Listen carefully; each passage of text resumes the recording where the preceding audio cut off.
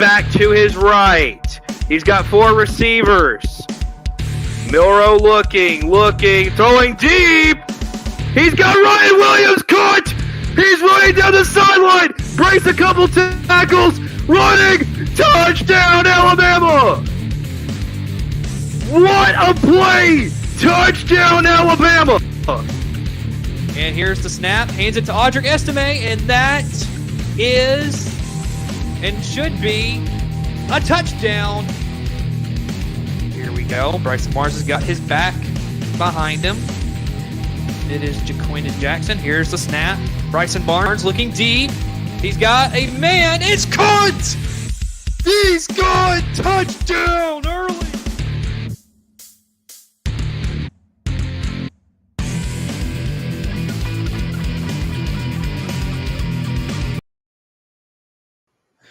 Well, good evening, everybody, and it is that time of year. It is Friday, August 15th, and folks, it is time to broadcast some football. 3 hours of football right here on Saber Broadcast Network. Now, it's not college football. This is the NFL preseason. That is what we are commentating here tonight. But it's the Titans and it's the Falcons. It should be a really interesting ball game. And so I'm really excited to get this game today. Really, really excited.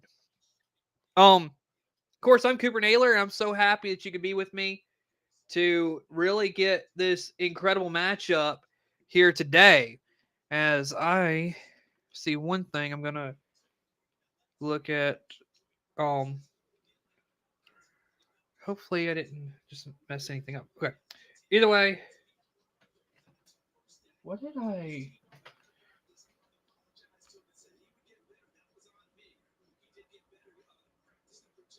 Here we go. All right. I'm going to real quick go full screen on where my scoreboard lays just to see what I got here. Trying to make sure that I figure out what I did. But as you can see, Canvas where I got the scoreboard. And so it's a really good scoreboard, I think. Got a couple comments already. Check that. There we go. There we go. So let's see who's commented so far. Oh, yeah, 2 comments from Colton. He says, in all exclamations, he says football. And then he says first broadcast of the football year. Of course, I'm very excited. Happy that y'all could be here tonight. But yeah, very excited for this Titans and Falcons game. So yeah, our intro was not exactly the what you thought it was going to be, but hey, I mean, NFL preseason.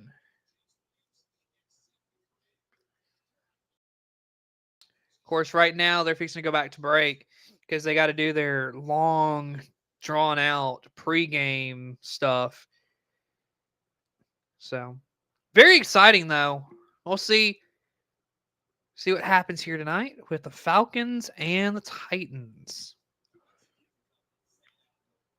Comment below, though, when it comes to either the NFL or college football, what's your thoughts on the who do you think's winning both the college football playoff national championship and then who's going to win the Super Bowl this year?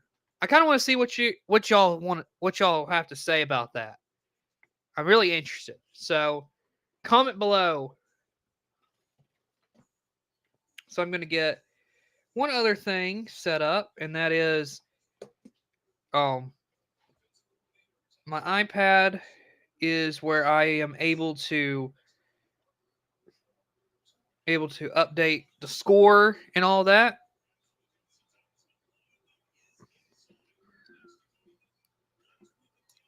There we go. Alrighty. So the game, we are about to kick it off.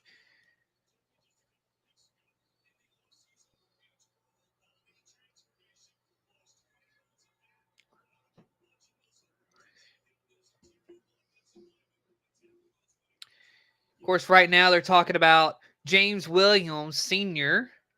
Last week at Tampa Bay had 7 tackles. Of course, they're also looking at Cedric Gray, both linebackers. He had 7 tackles and 2 solo as well.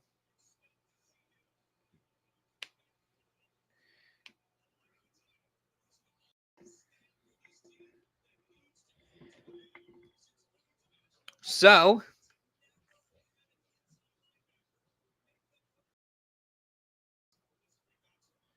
that is actually interesting. So the reporter for the Titans said that the Titans have never had an inside linebacker on a Pro Bowl team since they've been in Nashville. Of course, as you know, the Titans organization started as the Houston Oilers.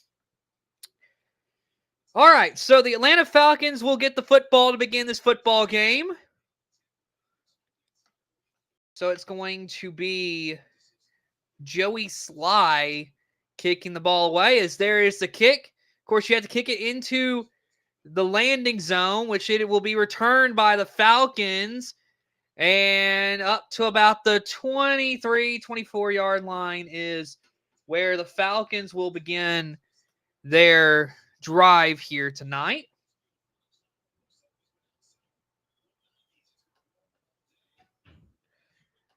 And so, of course, Falcons will start with the football.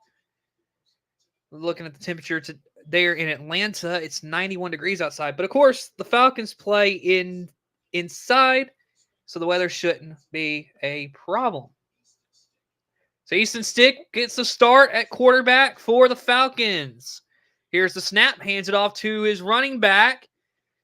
And that's a few yards right there. And so a couple yards right there for a second down for the Atlanta Falcons. Also, one thing I've noticed about my scoreboard is I don't really... let me know if I should do something to indicate who has the ball, if you would like to see that. As here is the rollout for Easton Stick, throwing it to his receiver, who will get very close to the first down line. I believe he got it. And that is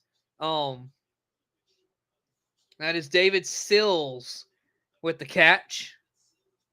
And they're going to say just a little bit short on that throw and catch.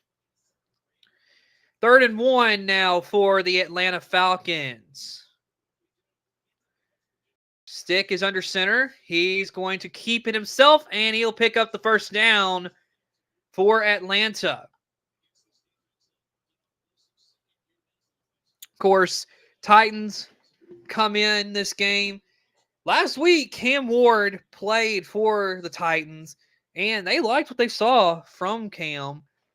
We'll see what he does here tonight, but of course, Atlanta's on offense. No Michael Penix. Also, Kirk Cousins not playing. So Easton Stick getting the start here in this preseason football game for Atlanta. And there's a quick pass. And that one was caught for a couple of yards. And I really like how a lot of these screen passes in the NFL, the blocking is really crisp and nice. And you saw that right there with that play. I really like that from the Falcons.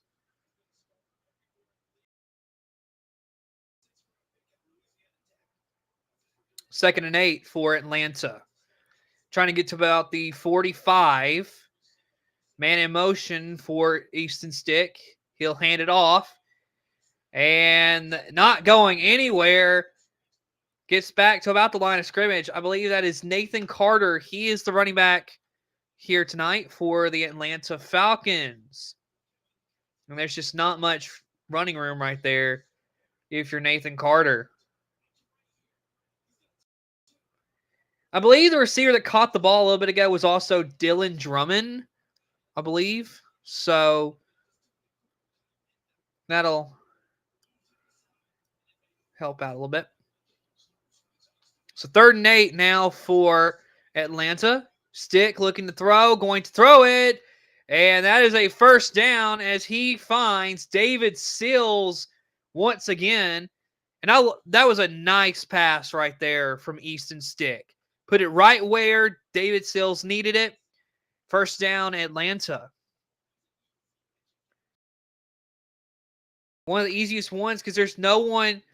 I mean, the Titans left Sills wide open. So, easy pass and catch.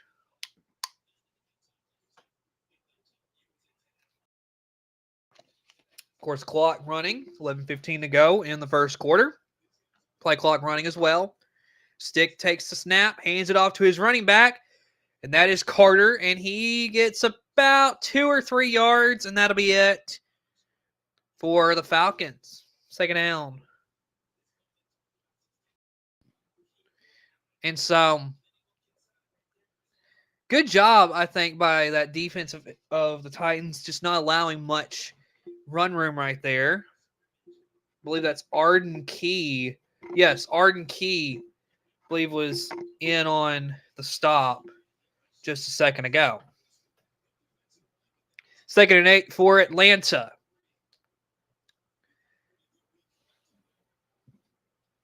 Here's the snap. Stick looking. Pressure. He's going down. And that is Cedric Gray with the stuff right there of Easton Stick. It's that linebacker. He had no one guarding him. And he just gets right through the middle of that offensive line and gets right to Easton Stick. And that is a nice sack right there if you are Cedric Gray. 3rd and 15 now for the Falcons. Stick looking to throw. He's got his man, and he's going to lose about a yard right there. And that is Nick Nash with the catch. And now looks like Atlanta will have to punt. Good job on the second half of this. Yeah, for a couple plays there, seemed like Atlanta was just going to run right down the field. And then the Titans defense, those last few plays really buckled down. Got a good stop right there. Bradley Pinion will punt it. He sends that one away. And that one will go. It got a little bit of backspin. Lucky there for the Falcons as the Titans will have to start about the 6-yard line. So right at 9 minutes to go in the first quarter, and the Titans are going to have to start in a very difficult field position here early in this ball game. So national broadcast has gone to break, and we are going to follow suit. We will see you on the other end.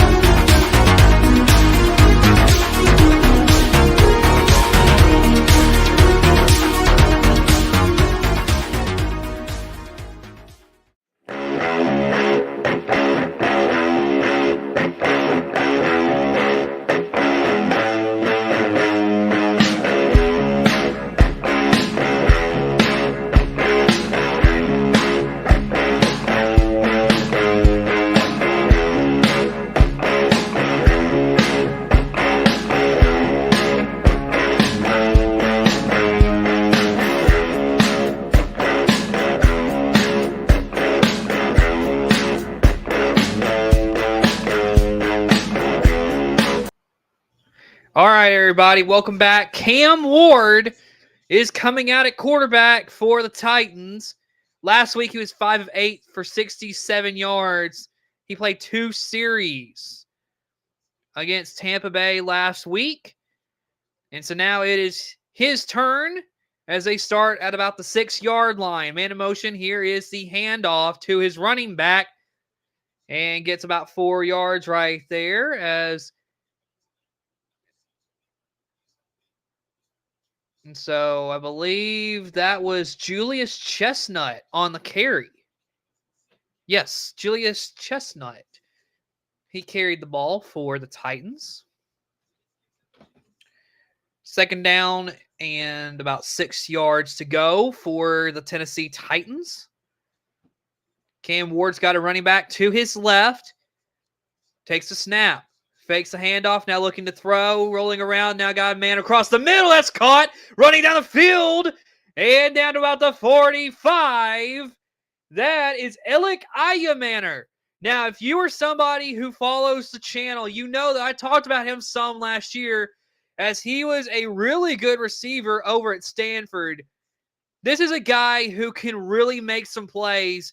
And you couple him with the quarterback of Cam Ward, it is going to be a fun season up in Nashville to go along with Calvin Ridley and Tyler Lockett coming in as well. Here we go. Here's the snap. Handoff to the running back and a couple yards right there for number 28, Khalil Mullings. 7 yards for Khalil Mullings. And great job by this offensive line of Tennessee getting the right blocks and a good pickup. I mean, 7 yards is a really good pickup in the NFL there on the ground. Good job there by Tennessee. Cam Ward under center. He's got a running back behind him. He's got 3 receivers out wide, sends one in motion. Ward fakes the handoff. Now looking, rolling out to the right. Got a flag on the field. Now looking to throw deep. And that is caught, but out of bounds. But there is a flag down on the field. So let's see what that is. Holding on the offense, and that is Khalil Mullings, who gets called for the holding call. And it's just another example. The running back gets beat on the assignment as far as blocking. And so instead of just letting him go, you just grab onto the jersey and you commit a penalty. And so now it's 2nd and 13 for the Titans. Mullings is pulled out of the game.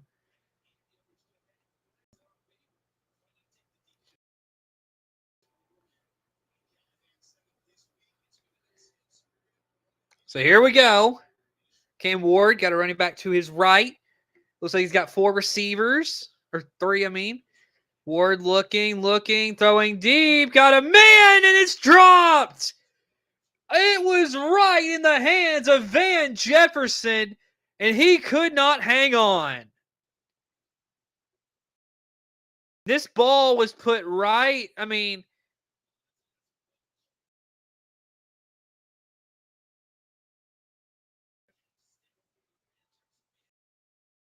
I think that was a really good throw there by Cam Ward. And I think Van Jefferson could have made the play, but he could have laid out maybe and tried to get it, but he didn't get it. But here we go. 3rd and 13, little sidearm action, and that is incomplete as he was looking for Shamir DK is who Cam Ward was looking for. And like that, Tennessee will have to punt.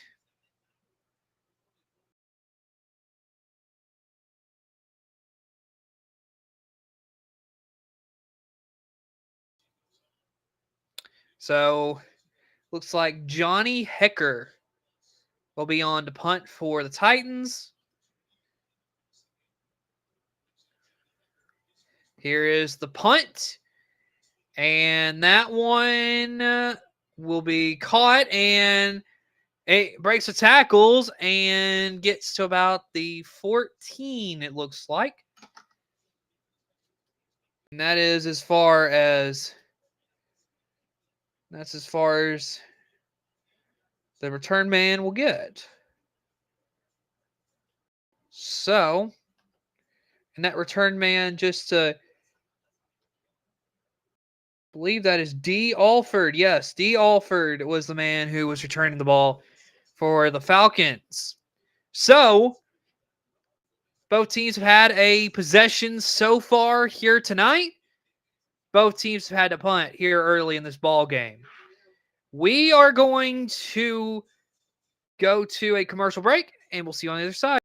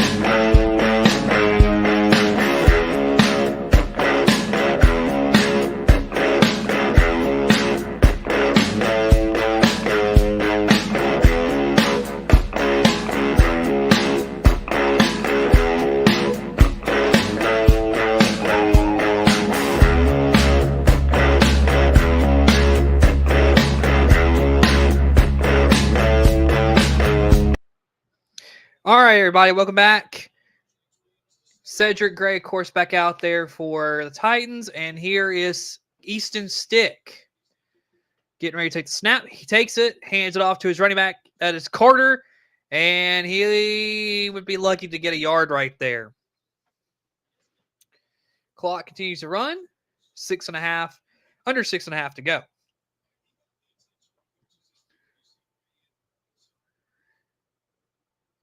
Very interesting ball game here so far. No scoring out of either team. As here's Stick quickly looking across the middle, got his man, and that'll be a first down for the Atlanta Falcons. Easton Stick, you can tell he is a guy who's been in the NFL for a little bit now, and he's learning the systems. I believe that's Nick Nash with the catch. But you can tell he's a guy who's been in the NFL.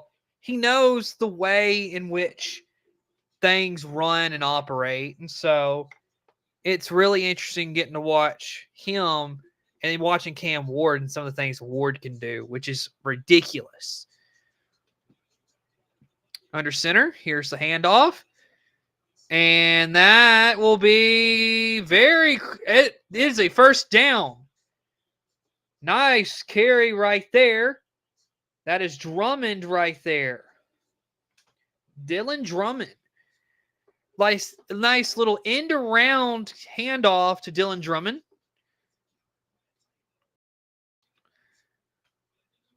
And I really like I said, Easton Stick is he's playing really methodical football. It's really nice to watch. So here we go. Stick again, handing it off to Carter, who is very close to a first down. I believe he got 9 right there. It'll be second down and about 1 to go. Nice carry right there by Nathan Carter. He did a really good job. He just he just bolted through the middle of the field. Here's another carry he gets, and he gets back to about the line of scrimmage, and that is it.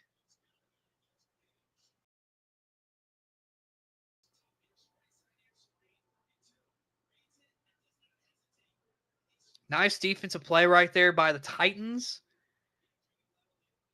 Judy Lawley was the Titans player who made the play. Here we go. About 4 minutes to go in the first quarter. 3rd and 1 for the Falcons. Man in motion for Stick.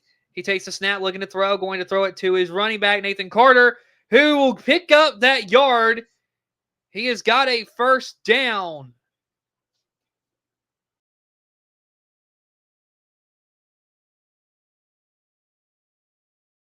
And so, nice. I mean, the ball was a little low for Carter. It wasn't really put right on him. So that you could see improve. But hey, either way, ball was caught, first down. So other than that, I mean, you could teach Easton about maybe put the ball right on the receiver's chest. But hey, other than that, first down for the Falcons.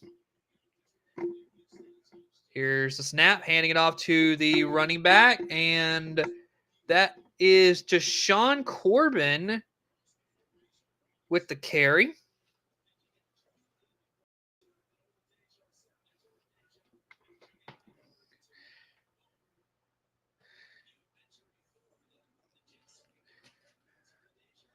And I mean, the Titans, their defense, I really like what they're doing here early as far as they're bringing pressure.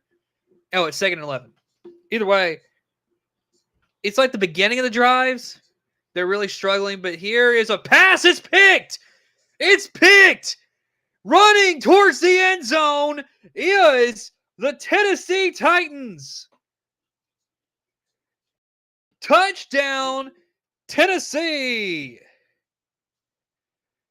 What a play. And the Titans are on the board. 6-0 as the Titans, they score first.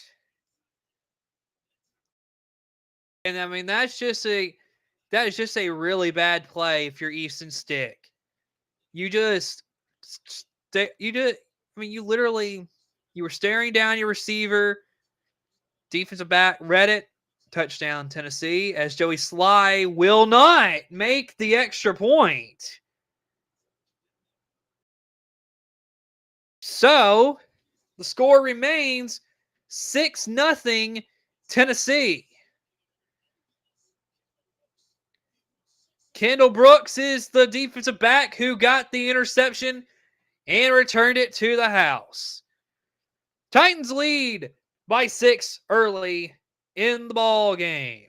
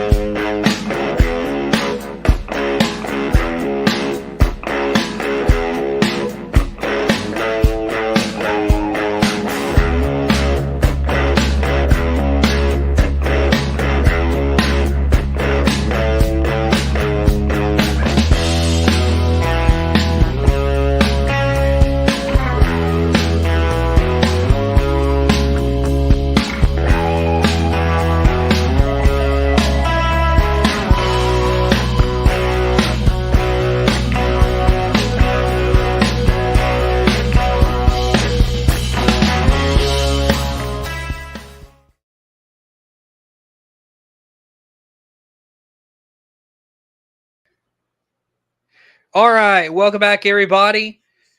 As the Titans kicked it away, it's Atlanta ball now. And so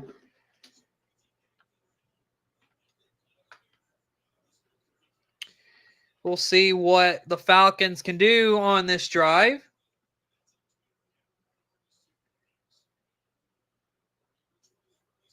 So, one of the Titans reporters, he's put down a poll on X asking which Titans rookie will have the most receptions this year, Shamir DK, Gunnar Helm, or Alec Ayamaner. Honestly, if it were me, I'd be picking Alec Ayamaner because he is a really good receiver. Here's Stick looking to throw. He's got his man. That is Drummond. And he gets about 5 yards. Nice catch there for Drummond. Be about 2nd and 5 for Atlanta. So 6-0 is your score. If you missed it, Kendall Brooks for the Tennessee Titans intercepted Easton Stick's pass, returned it for a touchdown, and Joey Sly, the kicker for the Titans, missed the extra point. So here is Easton Stick handing it off to his running back, and about a yard is all that Elijah Dotson will have. So 3rd down for the Falcons. Of course, under a minute and a half now to go in the first quarter.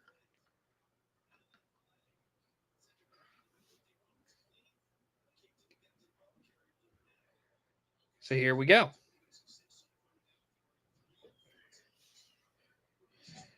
3rd and 3. Here is a snap. Easton Stick looking, going to throw it deep. That one is incomplete. And a flag is coming in. A couple of flags. So let's see what the call will be.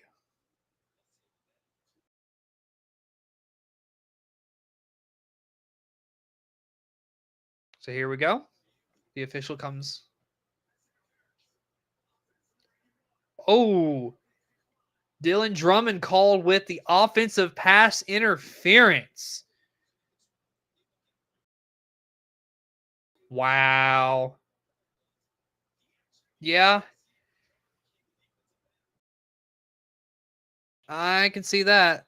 Because Drummond, he lost positioning, and he started holding on to the defensive back, which was Arawari or something, I think is what it said.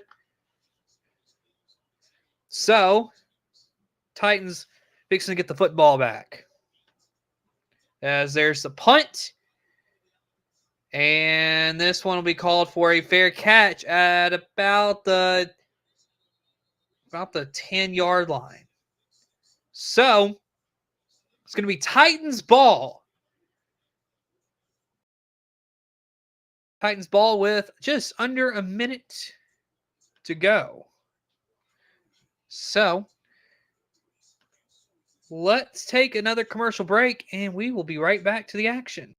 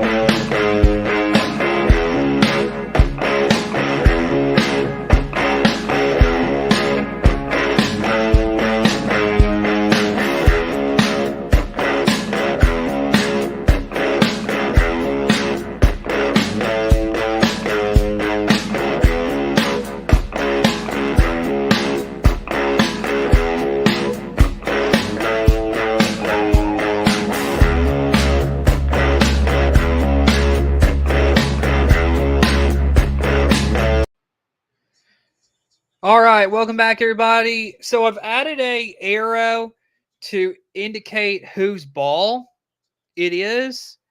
So hopefully that is something that'll be nice to have. Goodness.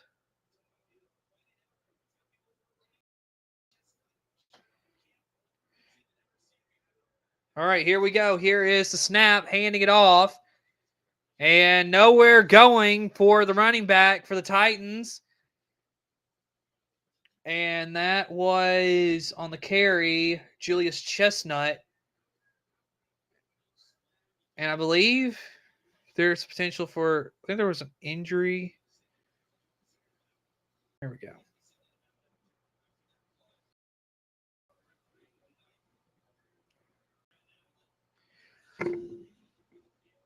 Of course, Brad Allen is the official tonight.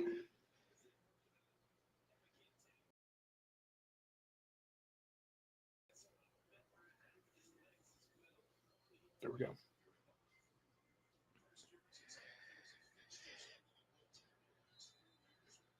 So Dan Moore is the guy who was injured from Texas A&M. Been in the league for a few years. 2nd and 10 for the Titans. And here is Ward throwing it out. That's Alec Ayamaner, who will get about a yard. And that is it.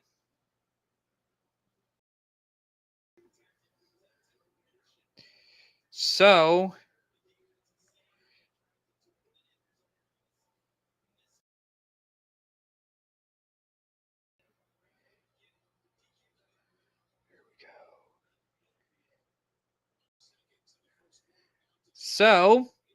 that is going to be it for the first quarter.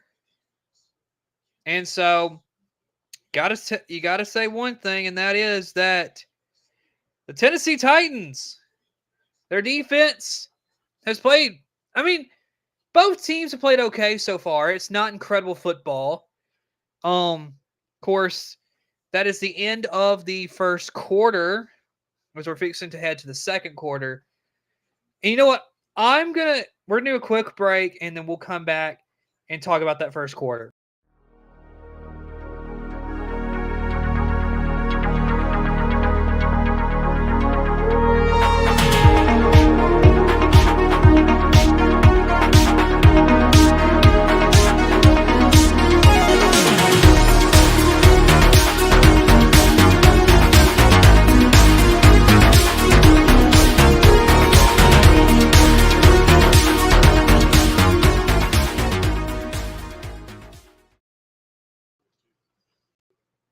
All right, welcome back, everybody. I'm Cooper Naylor. And that first quarter, I got to say, I think that both teams, there's good and there's bad. First off, the Titans, let's start with them. Let's start with their defense. I think that it was very bend, don't break type of defense, which is, typical with what you get from the NFL. However, there were some moments where at the beginning of drives, they would allow the Falcons to get up the field real quick. And then they'd really lay the hammer down after getting to about midfield, is, for the Titans would do on defense. So, not terrible, could be better. Atlanta's side, however, I gotta say that there's a couple things here. Well, let's say this about Tennessee's offense, though, real quick. I think the short time they were actually out on the field, Tennessee's offense played pretty good. I like what I saw from Cam Ward. Now, as far as if he plays anymore, we'll have to wait and see. Which looks like we're about to, yes. So Cam Ward is out there. Okay, so he will start the second quarter for Tennessee. And then I would say Atlanta's offense did good, and then you get about midfield, and then you just stall out. Defensive-wise, I think your defense has been decent. So here we go. Cam Ward running back to his left. It's 3rd and 8. And we got a penalty flag out. So let's see. False start, J.C. Latham. J.C. Latham called for the false start. It's like like I said a little bit ago. Let me know what you think about this arrow to indicate possession, or if there needs to be something else. Let me know. So 3rd and 13, they're going to leave Cam Ward all alone in the backfield. Got 4 receivers. Ward, and he will throw it across the middle, and that's incomplete. Looking for his receiver.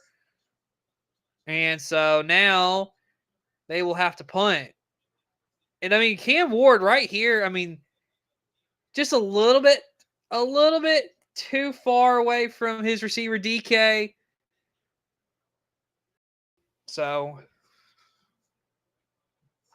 just a little bit of a miss.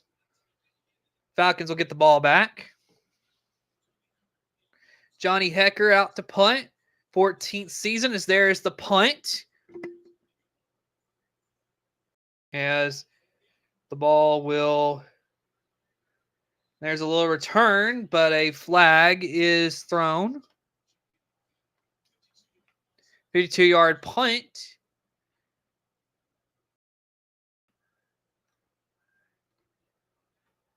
So we are going to see what this flag is all about.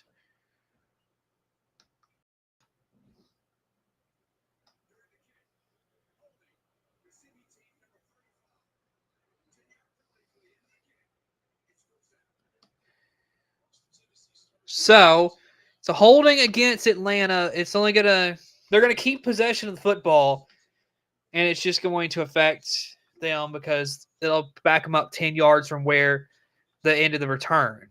So of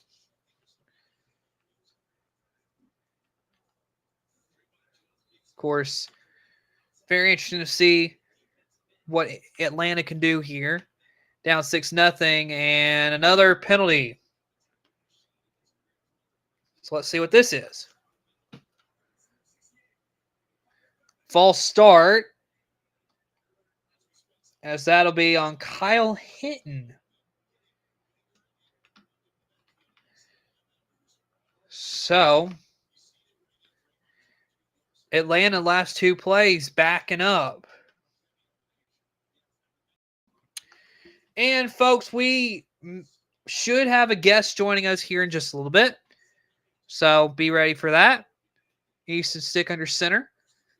Going to hand it off to his running back. That will go for... That's going to lose a yard. That is Elijah Dotson.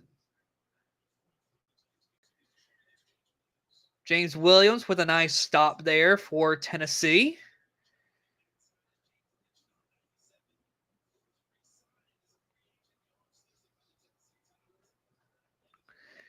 Just a really good... Couple of really good stops right there.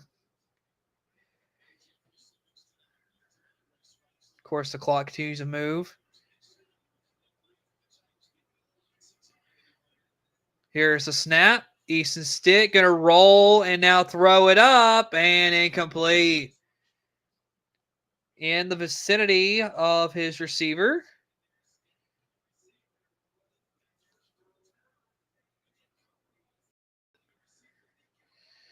So, I mean, just a good job by Stick just to get rid of the football, not take a sack. So now, quite a long ways to go.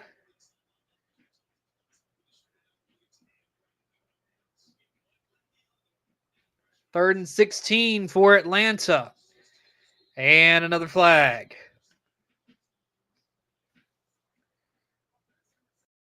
That's Elijah Wilkinson, who will be called for the false start.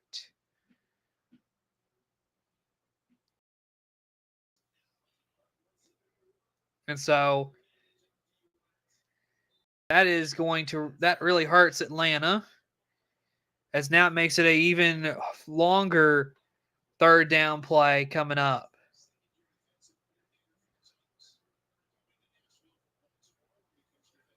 3rd and 21 for Atlanta. Here is Stick. Looking to throw, going to loft it down deep, and that'll be caught, but not enough for the first down. That is Chris Blair with the catch. And so Atlanta will have to punt.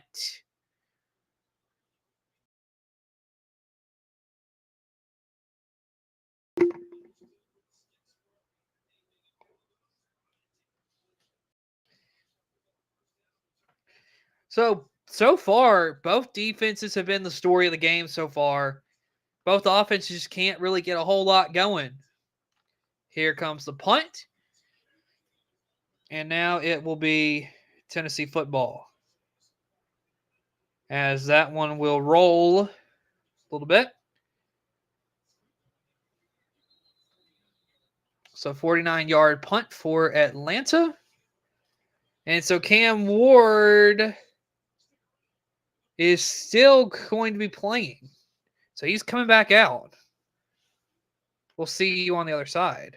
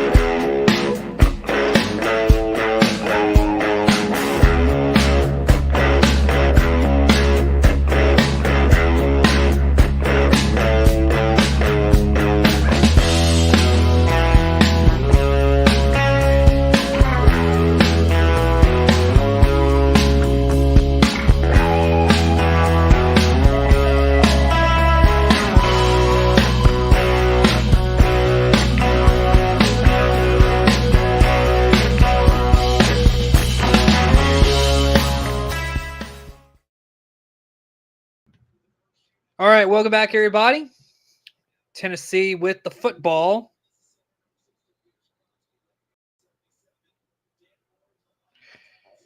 So here we go. Cam Ward still out there. He's under center.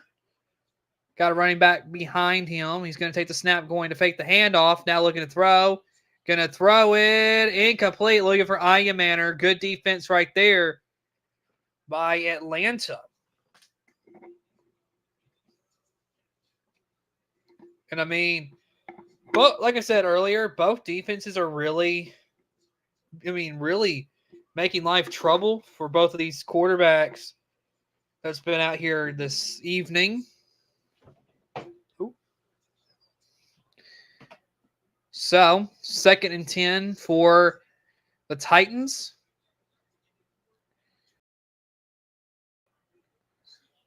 Ward all alone in the backfield. Giving out some signals. Got 5 receivers. Now throwing. And that'll be complete. And that right there is big number 80. That is Bryce Oliver.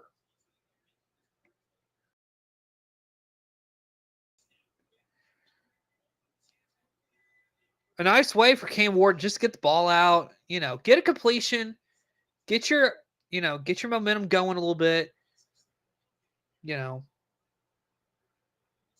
and 2.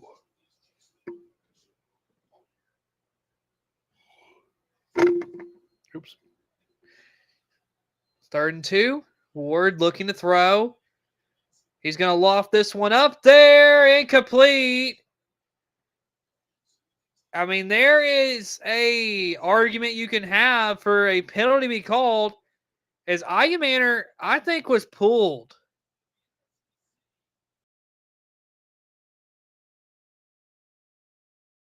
Well, actually, it looks like it was a clean play. After second look, D. Alford, I think, made a really good defensive play right there. So, really good play. So, Hecker will be back out to punt it for the Titans. As there's the punt. And only a very short punt. Very, kind of a shank there for Hecker. It's going to be Falcons football when we return.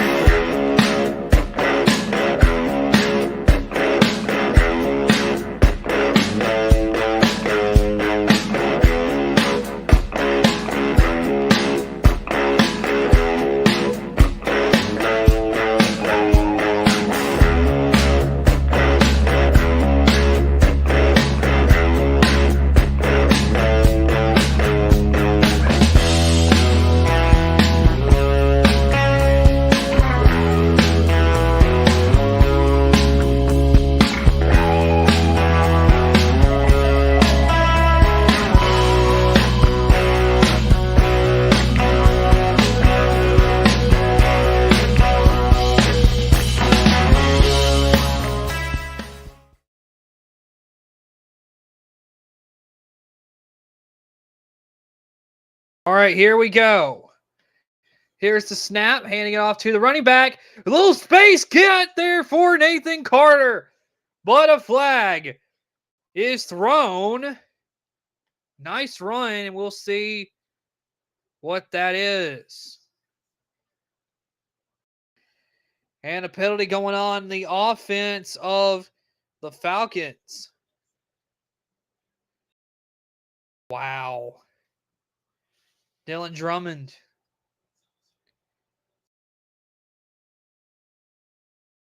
That was a nice play negated by a penalty. You just can't have that happen.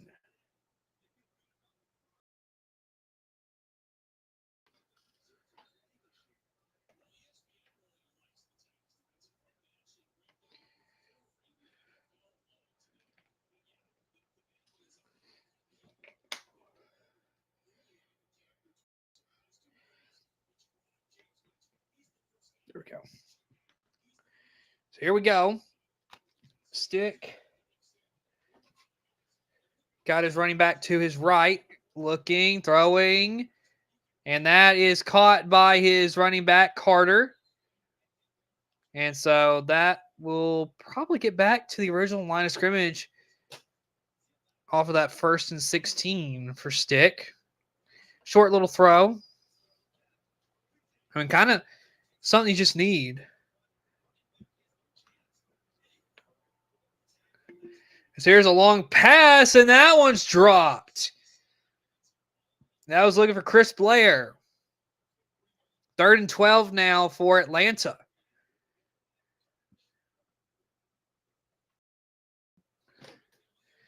Again, like I said, both defenses are really making a lot of trouble here. As that pass, not a perfect pass by any means, but just a good defensive play on the ball. I really like it. So here we go, 3rd and 12. Tonight, Tennessee has not converted a 3rd down. Atlanta is 3 of 6. And a flag.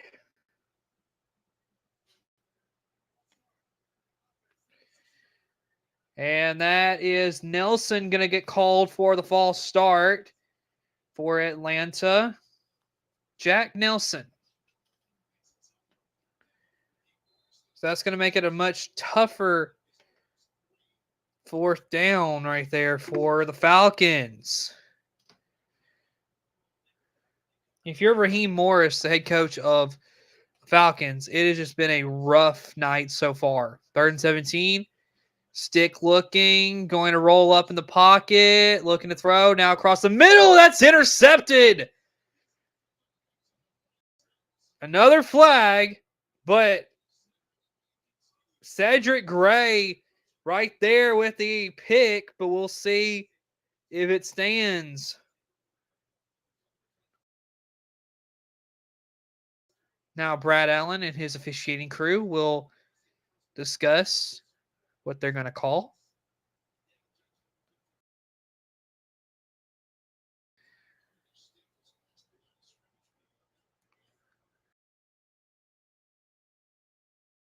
So here we go. We'll see what Brad Allen calls.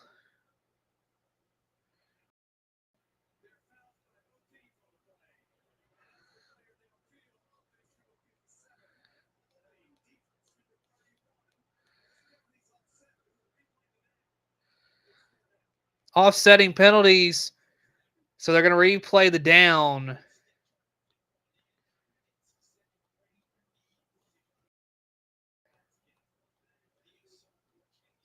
So, like I said, offsetting penalties. Now they're just going to replay the down.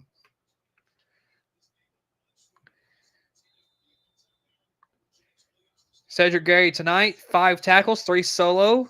Him and another guy had half a sack. And he got an interception.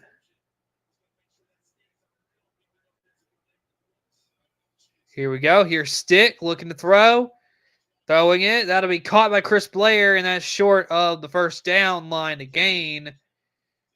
And so Atlanta will have to punt.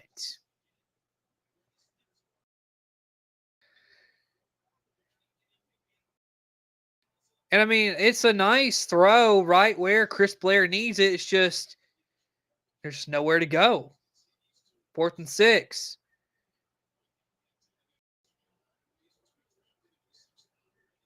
Clock is running. Under 11 minutes to go now in the 2nd quarter. In a very long-winded quarter. As there is the punt. That one will be caught. Returnable. And only getting a few yards after that is return man for the Titans. So,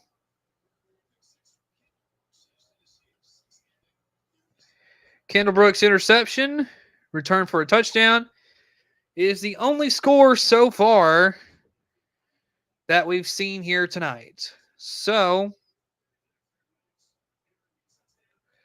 there we go.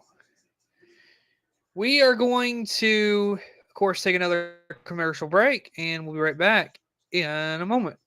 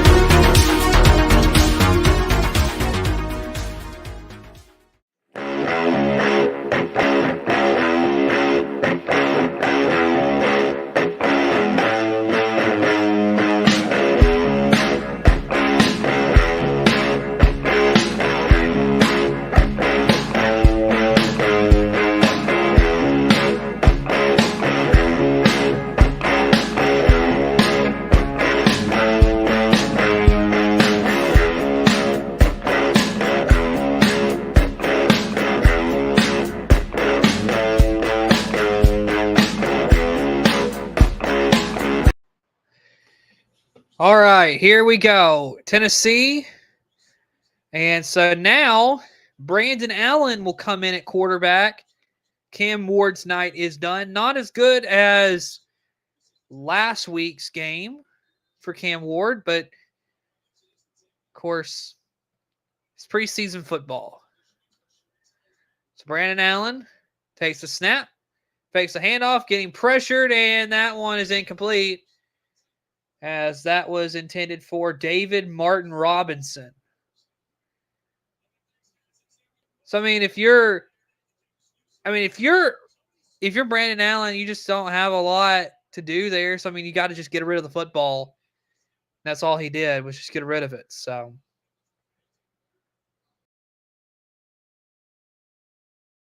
right now, Xavier Woods, safety for the Titans, is getting interviewed. 2nd and 10, Brandon Allen handing it off.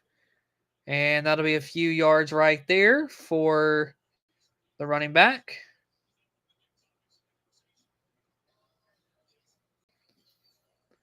Clock continues to move. 10:20 to go in the second quarter.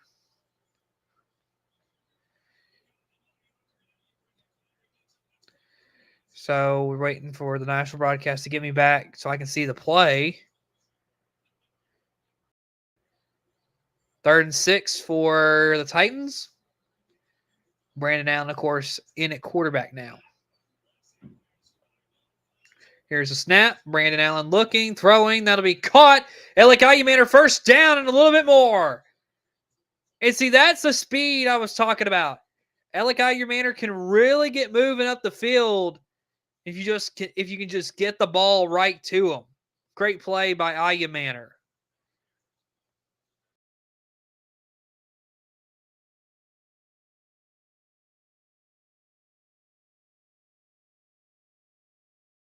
All right. So let's just discontinue. So I'm just going to take away the whole arrow. I don't like it. Either way, there's a handoff, and that is going nowhere.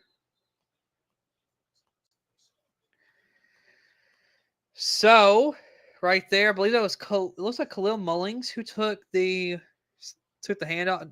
handoff a second ago. 2nd and 11 now for Tennessee. Clock moving under 9 minutes, 8:45 exact to go. Clock continue to move though.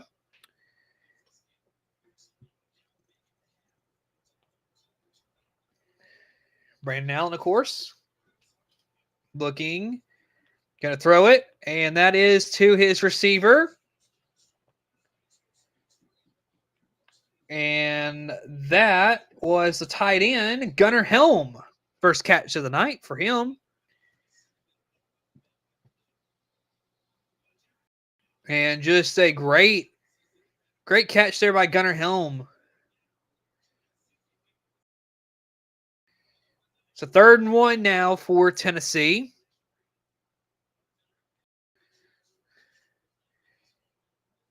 Clock continuing to move. Under 8 minutes to go now. And a stoppage of play.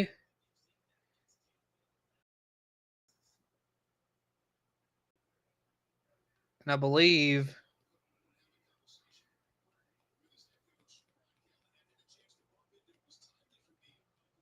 a timeout was called.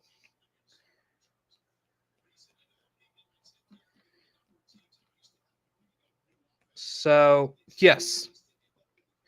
So that's something I haven't shown you tonight, is how I'll be doing the timeouts, as I got to update it a little bit.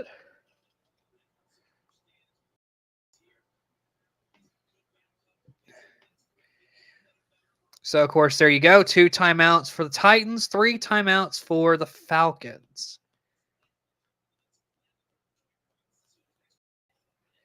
So, there we go.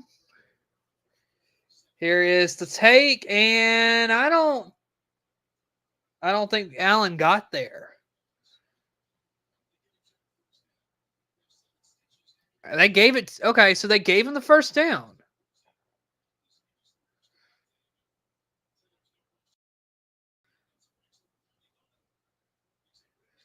So first down for Brandon Allen.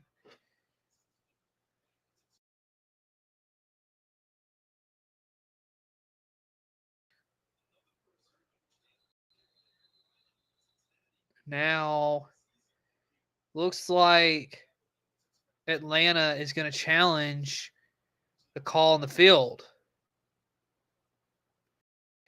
Okay, so Atlanta is going to challenge the spot of the ball.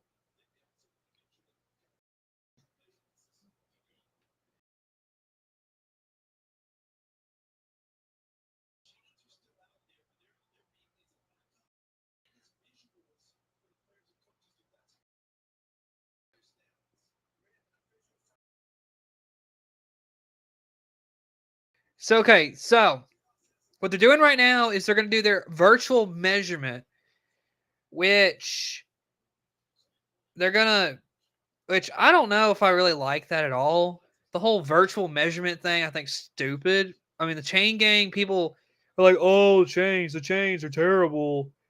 They're always wrong." Well, the virtual measurement to me feels like it could be much worse. So let's see. Short.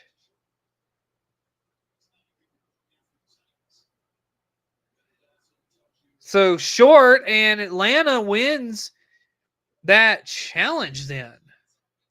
Wow.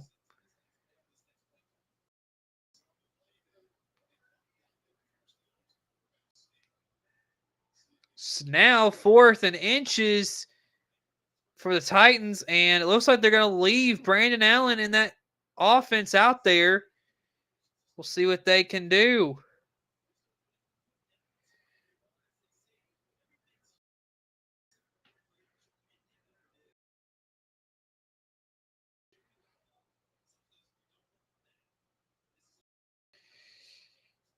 So here we go. Under 7 minutes to go in the second quarter. Clock is moving again.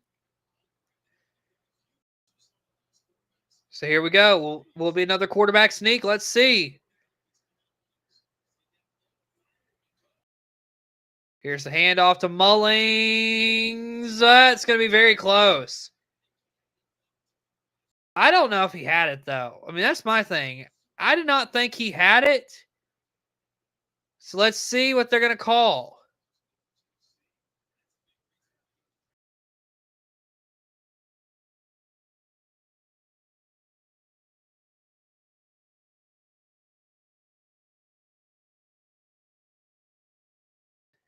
I don't. I really don't know if he got it.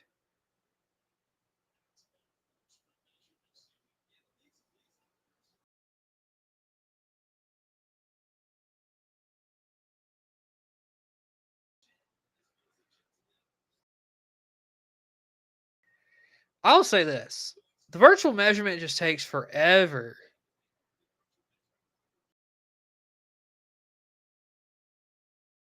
Okay, they get first down.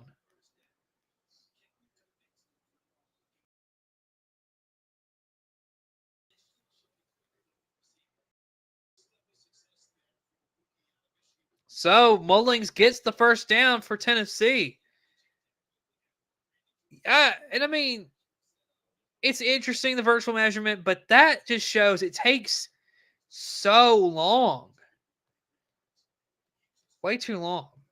Here we go. Fakes the handoff. Brandon Allen, look at the throw. Got some pressure behind him. That'll be intercepted. And here is Atlanta. And the defensive back with a nice interception down to about the 26-yard line. Great starting field position for Atlanta.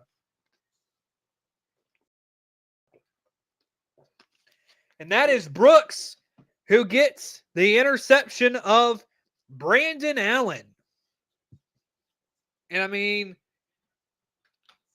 that's just a good defensive play. He sits there, he sees the ball's coming right to him, picks it off. Excuse me there. Had to cough. Both teams have now thrown an interception.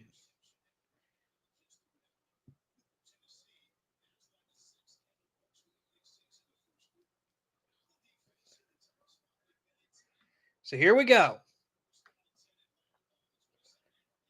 Easton Stick back out there for Atlanta. Takes the snap, fakes the handoff. Stick looking. Now rolling to his right. Flag thrown on the play. He's going to take off and run with it and get a few yards right there. But let's see what the flag is. Holding on the offense.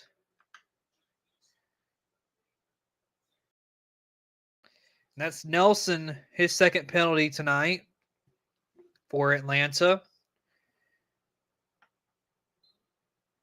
Yeah, that's clearly holding.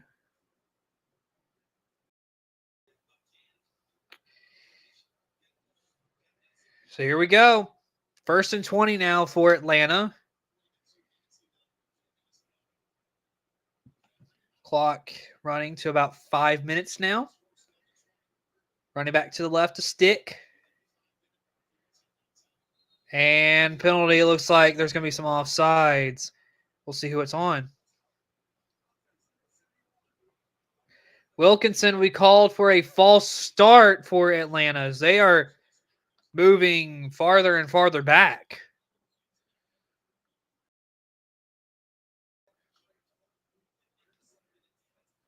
So Wilkinson, guilty party. Atlanta has committed 7 penalties. Tennessee, only 3 tonight. It's 1st and 25 now for Atlanta. Stick, going to throw it and break and getting through the defense a little bit. Nice run after the catch. That is Atlanta Falcons. Nick Nash gets 5 yards right there. 2nd and 20 for Atlanta. Coming up at halftime, I have a video that will be posted Sunday that I'm going to show at halftime, so you do not want to miss it. Here we go. Here's a handoff from Stick, and Carter can't get nothing. Where's that Corbin?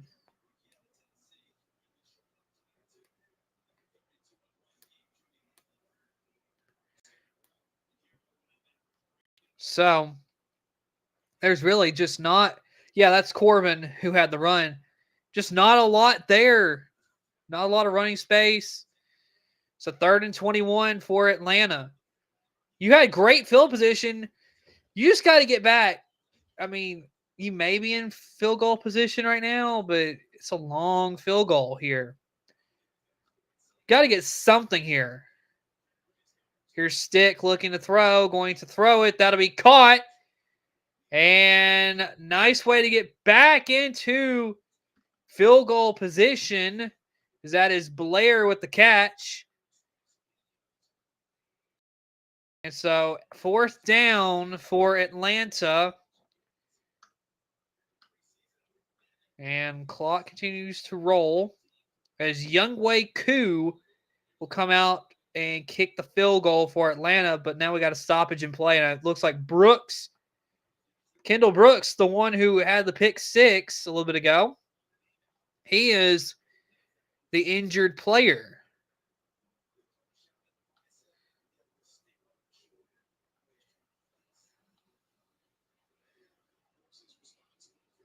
It's his first season out of Michigan State. He's a 6 foot, 206 pound safety.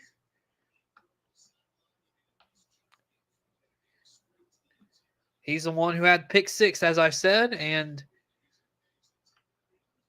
they are looking at his left arm, and let's see. I think a bunch of guys went in for the tackle, and one of his teammates came in and hit his elbow.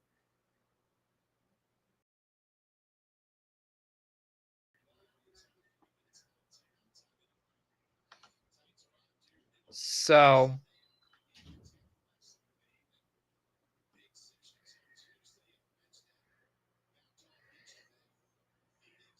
he is up and walking with the training staff. So now Youngway Koo will be out to kick the field goal for Atlanta. We'll see if they can put some points on the board.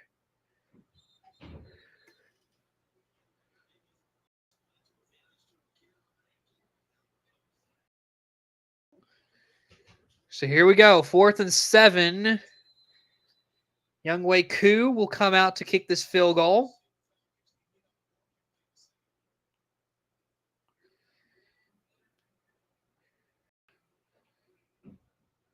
Clean snap, good hold, and that one is up. That one just in there. 6-3 is your score in Atlanta. 2.5 minutes to go, and so, of course, they're showing an ad for season tickets for the Titans. Gives you a phone number to call if you want to be a fan and go watch the Tennessee Titans in Nashville.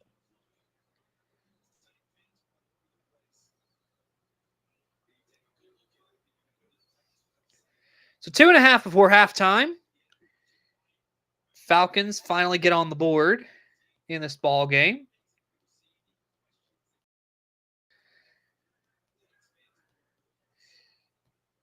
They're finding quite a few Titans fans. There's quite a few seats that are empty too.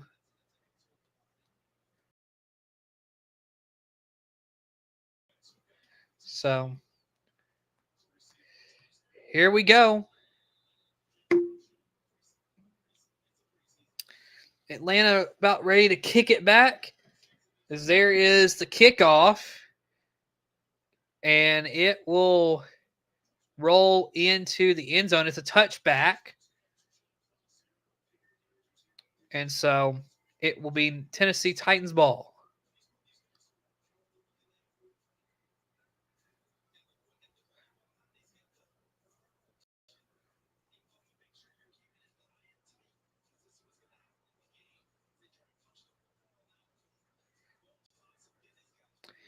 So, of course, here is a first down for the Titans. 2:26. Of course, they're taking a good look at the special teams coordinator, John Fassel, first season with Tennessee. He has 16 years of experience with the Cowboys, Rams, and the Raiders, and he was the Rams interim head coach for the final 3 games of 2016 regular season. Really interesting stuff right there. So here we go. What can Brandon Allen and the Titans do? Let's see what they can do. As there's a handoff to the running back. And a little bit up the middle. Not much after that. That is Julius Chestnut with the carry. And so, looks like the 2-minute warning is upon us. All right, 2 minutes to go in the preseason game between the Titans and the Falcons. We'll see you on the other side.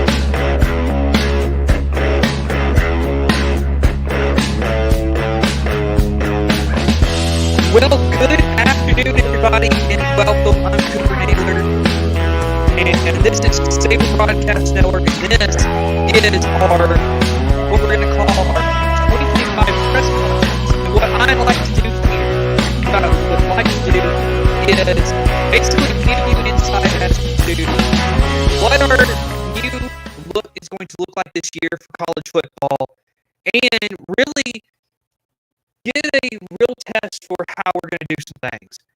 So,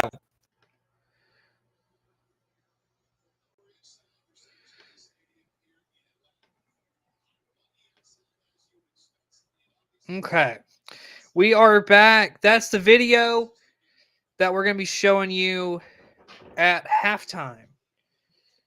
So, of course, Brandon Allen out there, 2nd and 6 for the Titans, 2 minutes to go, right before halftime. Here's the snap. Brandon Allen looking to throw, going to throw it. That one is short, but caught by Gunnar Helm. His second catch of the night. Clock continues to move. 3rd down for the Titans. 6-3 is your score. Of course, the Tennessee Titans, they scored off of a Kendall. It was Kendall Brooks who had the pick 6. He ran it back for Tennessee. And, of course, Younghoe Koo knocked in the field goal for the Titans as we have a flag.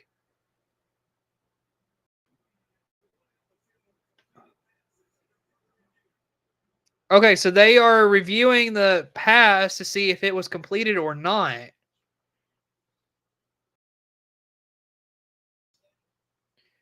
So this is under review right now. We'll see what they end up calling here.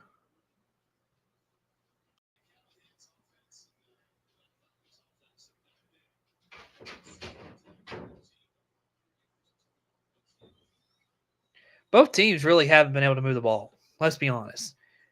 It's been both defenses have really done a good job of shutting each other down, both offenses down, which has caused the game to be a very low-scoring ball game. So,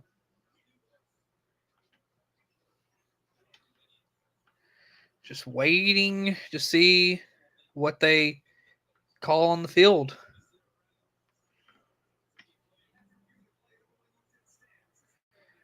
All right, so it is confirmed. It is a catch.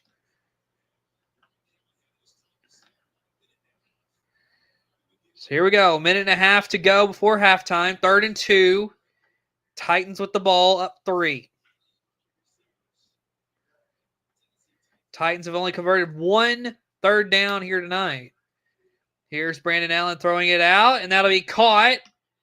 1st down for Julius Chestnut. Clock will move. Clock stops momentarily. Nice catch there by Julius Chestnut. Good throw by Brandon Allen.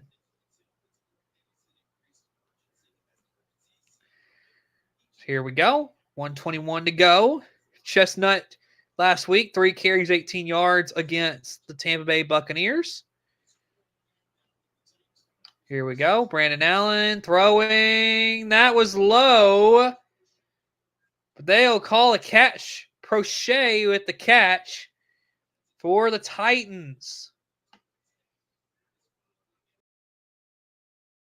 A little low on the throw by Brandon Allen, but hey, 1st down as we're under a minute. There's another throw, and that one is caught again by Prochet.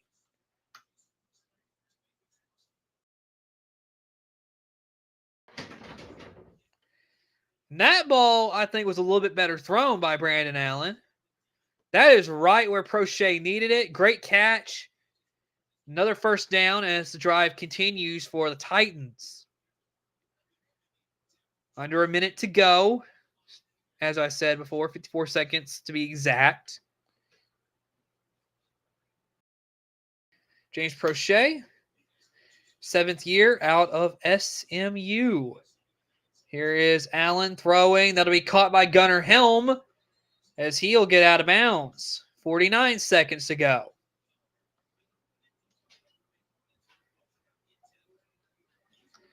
And so now Titans are really moving.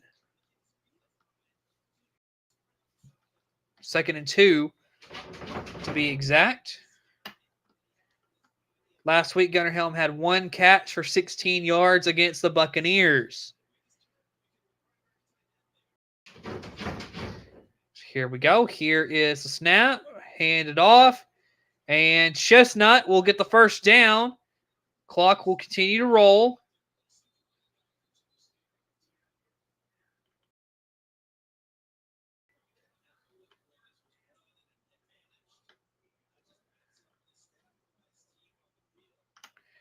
I believe the Titans are going to take a timeout.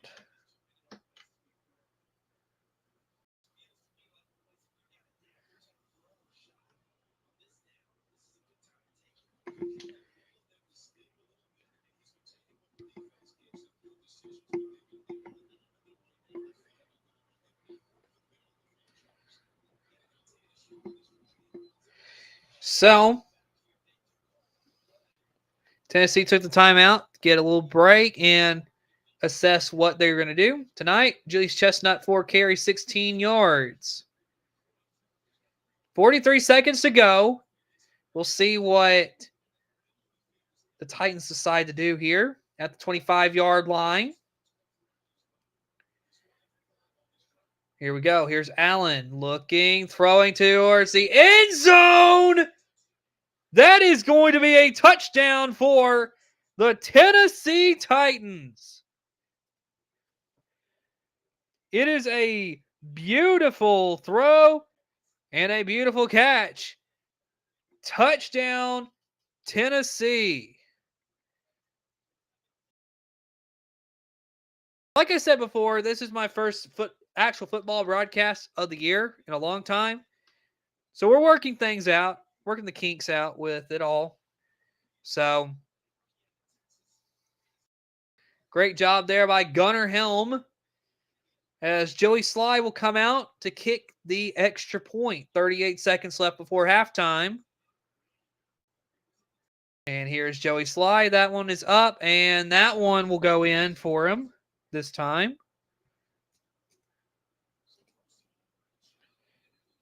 So there we go. 13-3, Tennessee with the lead.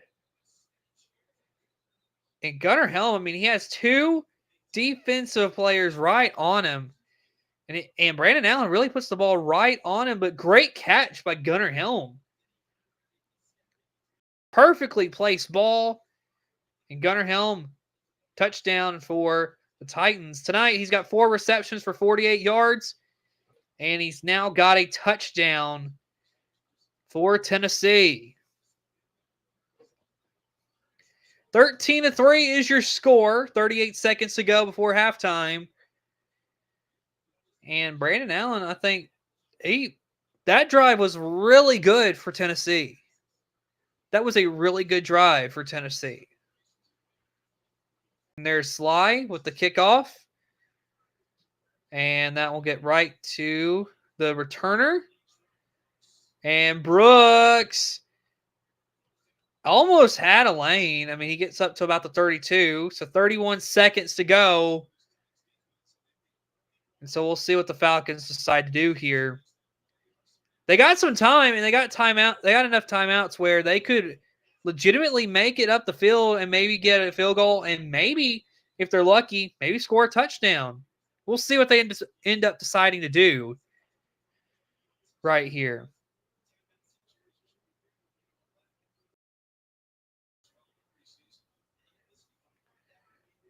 So here we go. Easton Stick looking to throw, going to throw it deep, got a man, and it's underthrown. Marcus Harris with the deflection for the Titans. And the intended receiver was Dylan Drummond. This ball was just thrown a little bit behind. If it's thrown maybe just a little farther, then that's a touchdown for Drummond. 24 seconds to go. Nice Marcus Harris, of course, he's a defensive back out of California, 5'11", 195. So here we go. Here's Stick looking, now throwing. Got his receiver across the middle.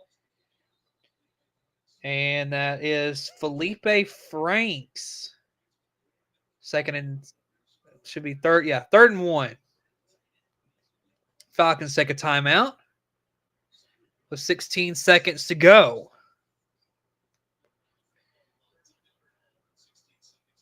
Of course, if you remember Felipe Franks, he was starting quarterback at Florida a couple years ago.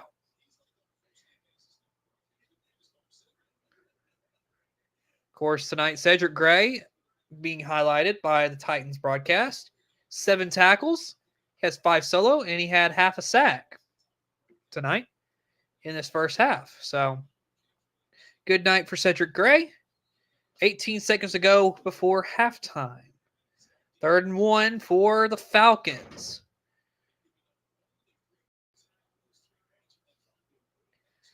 So we'll see what Easton Stick and this Falcons offense can do here. Here's Stick. Looking, going to have to roll to his right. Looking, now throwing, and thrown out of bounds. 10 seconds to go, 4th and 1. And if I'm Atlanta, I guess they're going to punt it, but I'm being honest, I probably would have went for this just because, what do you have to lose? It's 10 seconds until halftime. I think they should have went for this.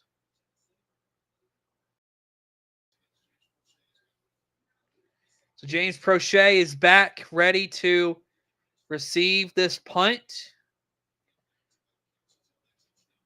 10 seconds to go before halftime. Maybe one of the last plays. Maybe the last play of the first half. So there's the punt. And this is returnable. And Prochet will get a few yards. And that should do it. That is halftime. Tennessee with the 13-3 lead in this ball game. And so coming up at halftime, it is the 2025 SBN press conference is what we have at halftime. It's going to be a video I'm going to be putting out Sunday. But for you, the viewers here on this live stream, you get to watch the video early. But first, let's go to a commercial break. And we will see you on the other side of the commercial.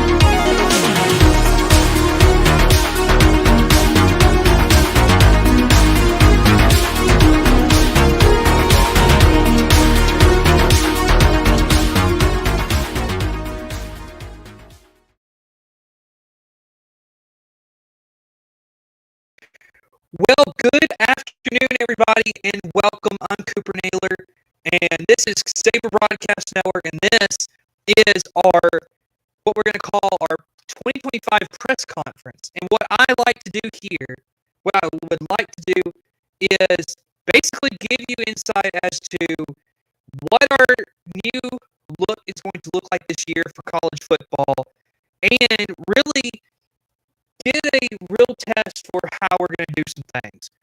So, first of all, let me start by saying that our Saturday morning college football wraparound show will be done right here in this little studio. This little microphone that I got right here, this is a new microphone. This is my first video testing it out. So, let me know what you think about the audio from this thing, if it did good or whatnot. Secondly, what we're going to do here today is really go back and look at our stuff that we got coming up here on the channel. So, looking at that, we do have, so next Tuesday night is going to be, this Tuesday night, we are doing a video, basically a Q&A session. So, if you have questions that you want to know, like, What does Cooper think about Washington State? Just a random question, but like, what's my thoughts on Washington State? Well, ask me the question through Facebook, or I posted it also on YouTube. So, go to either our YouTube community post or the Facebook post that we put out, and we will answer that in a video Tuesday night live at 7 o'clock Central Time. You do not want to miss it. So, we have that going on here on the channel. Also, what we have going on is game picks. So we put this out today, August 16th, on this Saturday, and we're giving everybody a week to get ready to pick these games. So we got 4 matchups you can choose from. Of course, our SBN game of the week is going to be Iowa State and Kansas State. Then you got Fresno State, Kansas, Sam Houston State, and Western Kentucky, and then finally Stanford and Hawaii.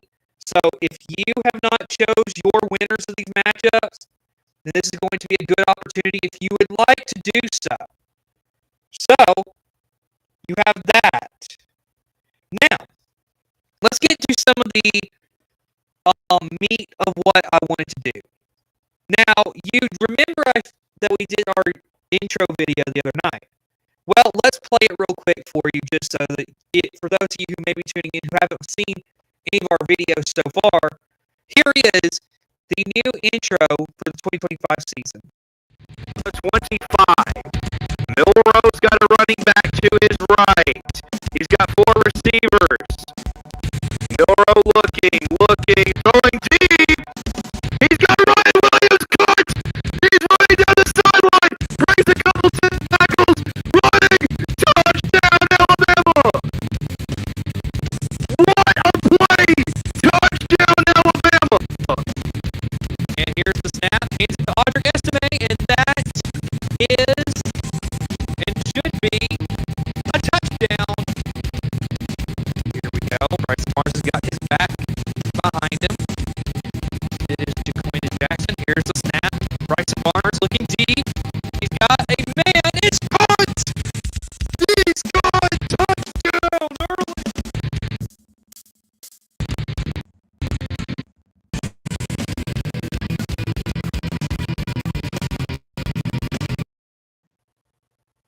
So, that is the intro this season for college football on Saber Broadcast Network.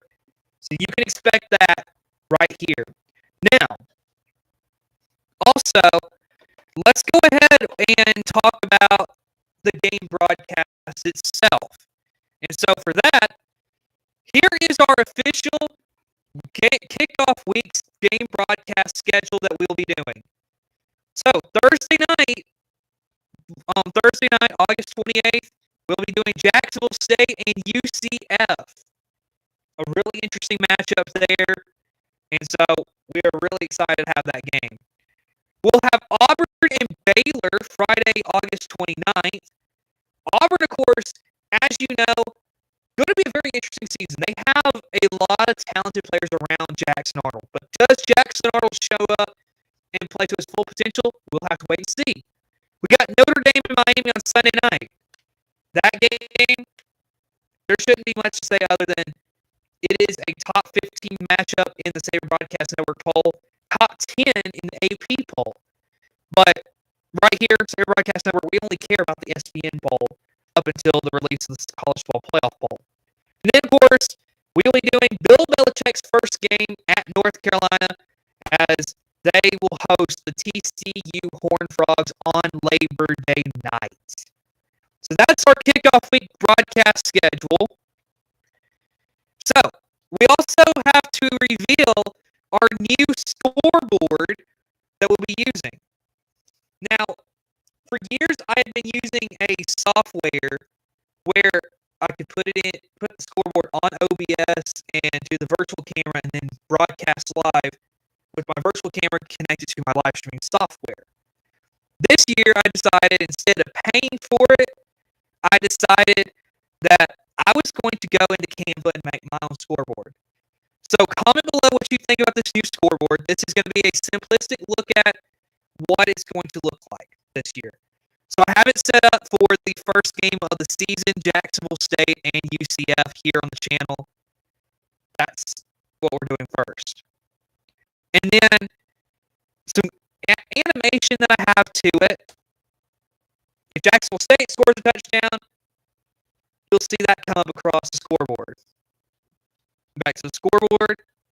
If UCF scores, that's what you're going to get right there. Touchdown UCF. And then, of course, again, just to look at the game broadcast that we have coming up in kickoff week.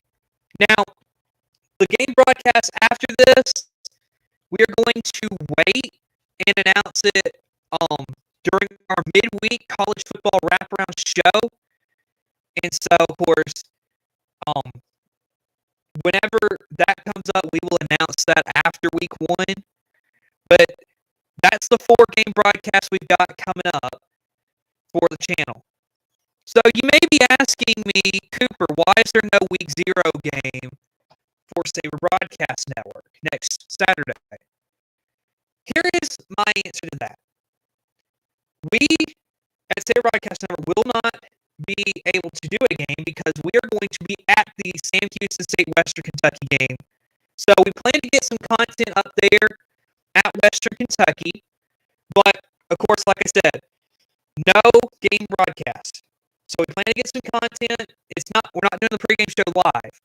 We're going to have the pregame show pre-recorded, but we will try to get some kind of content up there at Western Kentucky. That's all I can say because we're still working out details on what we're going to be doing up there. So, of course, stick around, watch all this. So like I said, Tuesday night we're doing a Q&A with you, the viewers, your questions about the college football season. So, like I said, just let us know what you want to see. And then next Saturday, pregame show is going to be just looking at the 4 matchups we talked about, plus Idaho State and UNLV. We'll talk about it, although, I mean, we're not going to pick that game just because it's not really a great game, per se. So, of course, we're not going to be picking that game. But there's 4 really interesting matchups, and we're going to one of them, which I'm excited for. So, of course, a lot of very exciting stuff going on here at Saber Broadcast Network. And at some point before week 1 starts, we plan to get some other content, like an Oklahoma preview, I think is in the works. We're still working out some details on that video, so stick around for that. And then, of course, Saturday, August 30th, it's going to be fun because we got some college football, and we have no game broadcast. We won't be able to, but we got the other 4. So, no game broadcast on that Saturday, but we'll give you a live version of college football wraparound on August 30th.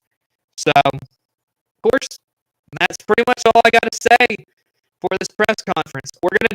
This is a planned video that we're going to be doing for pretty much the foreseeable future when it comes to literally a week before week 0 starts. This will be our annual video that will come to you and do live here, or not live, but pre-record it and give you the press conference. So, folks, that's pretty much all that we have to announce. We hope that you really enjoy our content as we strive to become the best college football platform on the landscape. So, without a doubt, we'll see you later.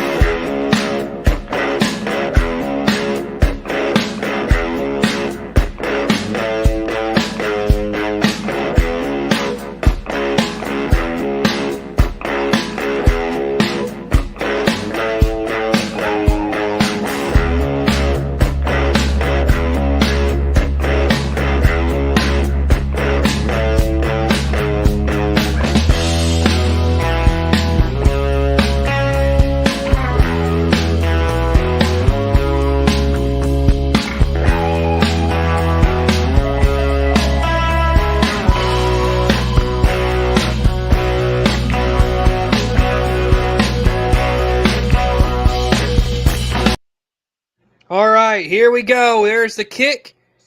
And that one will land. And this is returnable and flags on the play.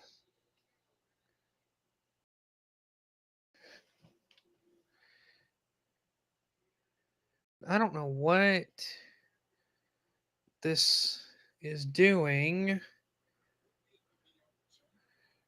I'm going to try to get this figured out. There we go.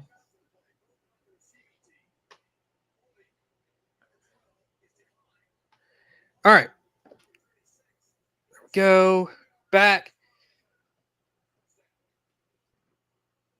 And so it's a holding, I believe, on the Titans. So, of course, we're back. Cooper Naylor here with you.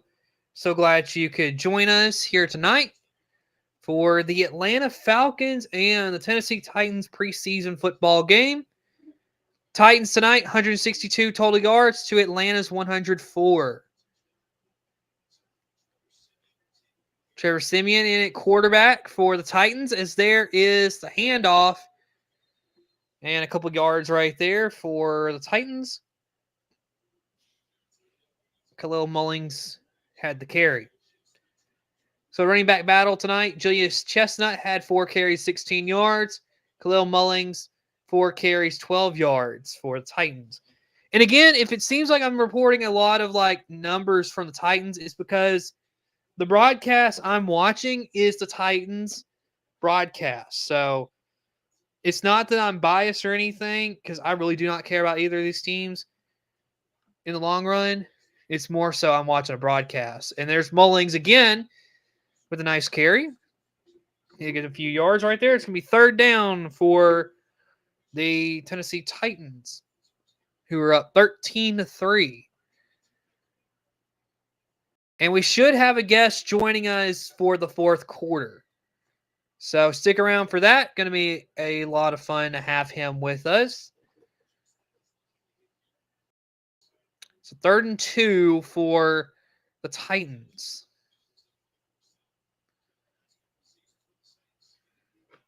Siemian.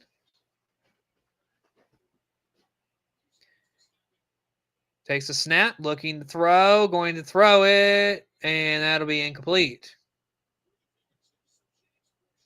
That's Brandon Allen, actually. I thought they said Siemian was out there. Either way, it is Brandon Allen, and that was incomplete. So now Atlanta will get the ball back. 13:27 to go in the third quarter.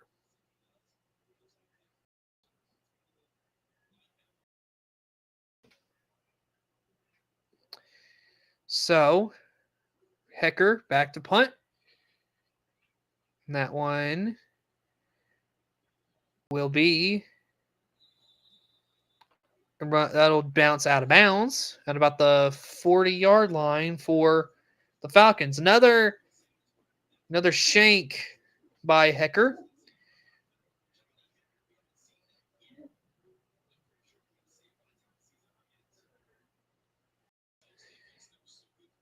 So here we go. Of course, Brian Callahan's defense here for Tennessee.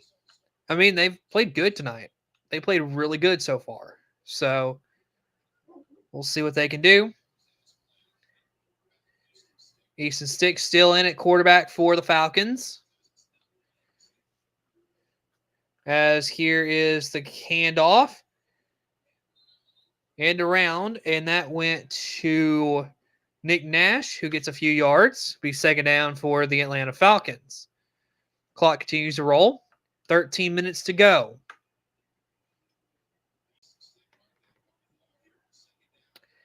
And I mean, it's not been a great game for Easton Stick, but as he throws it, and that'll be a first down for the Falcons. But I do think he's been resilient throughout this football game so far. So we'll see what they can do. And Titans general manager Mike Borgonzi is up in the booth with the Titans announcers, as there is an incomplete pass Looking for Drummond.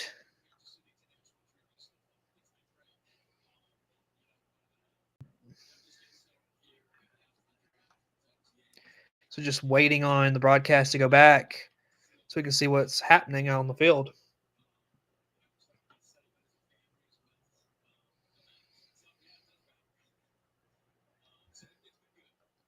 Of course, Stick still at the quarterback. From about the 43-yard line, Stick's got a running back behind him, sends a man in motion. Takes the snap, going to throw it out wide, and that is dropped by Nick Nash. Be 3rd and 10 for the Falcons. And of course, like I said before, this game may not be the best indicator of how these teams are going to play throughout the regular season because this is the preseason. And so it's not really a true test of what we can expect. So here we go. 3rd and 10 for the Falcons. Man in motion, running back to the right of Easton Stick. It's going to be a handoff to the running back and breaking some tackles. That's Carter. He's in the open. Touchdown, Atlanta. And the Falcons finally punch one into the end zone. 13-9 is your score. What a score right there. That is Nathan Carter who will run that one in. And now we will see if Youngwei Koo can knock the extra point in. Make it a 3-point game once again. As that one will be up and good for the Falcons. 13-10 is your score right now in Atlanta.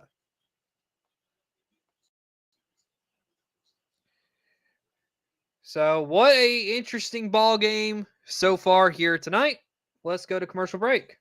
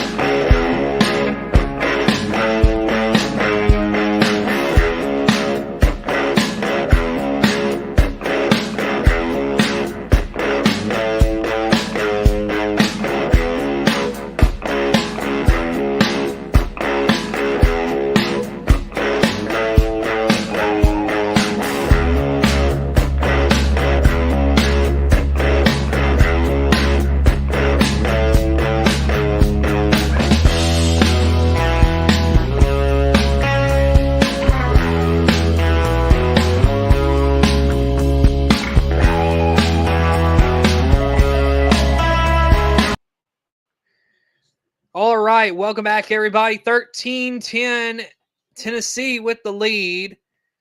After that, Atlanta touchdown. Atlanta searched for a touchdown for so long, and they finally got one. So there's the kickoff.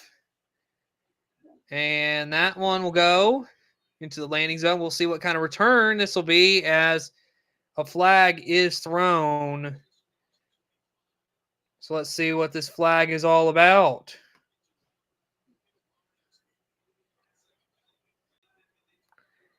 And Atlanta's got the ball.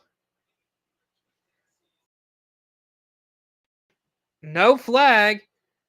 And Atlanta's got the ball.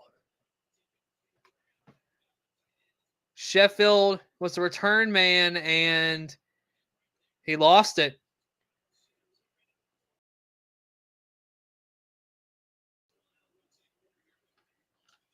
So it's going to be Atlanta football.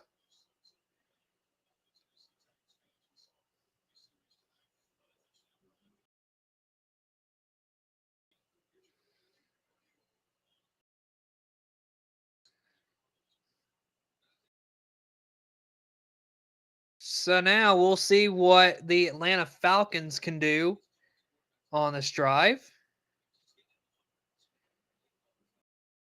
Here's Stick from the 25. Looking, going to throw. That'll be caught. And so that is Drummond right there with the catch for the Falcons. Second down.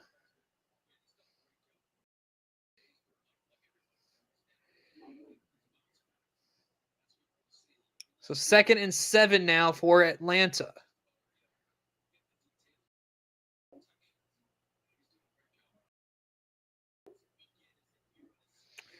So here we go. Easton Stick running back behind him. Hands it off to the running back. That's Carter. He'll get about a yard, and that's all. So now a big 3rd down for both teams. We'll see what they can do. 13-10 is the score, but this is a big 3rd down, I would say, for both sides. So 3rd and 5.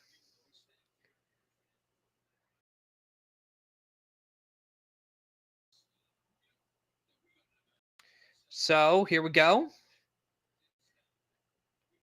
3rd and 6. Stick takes the snap, looking, going to float one, looking for the end zone, incomplete. He was looking for his receiver, and that was Nick Nash. So now 4th and 6, and I guess Atlanta will have to attempt a field goal.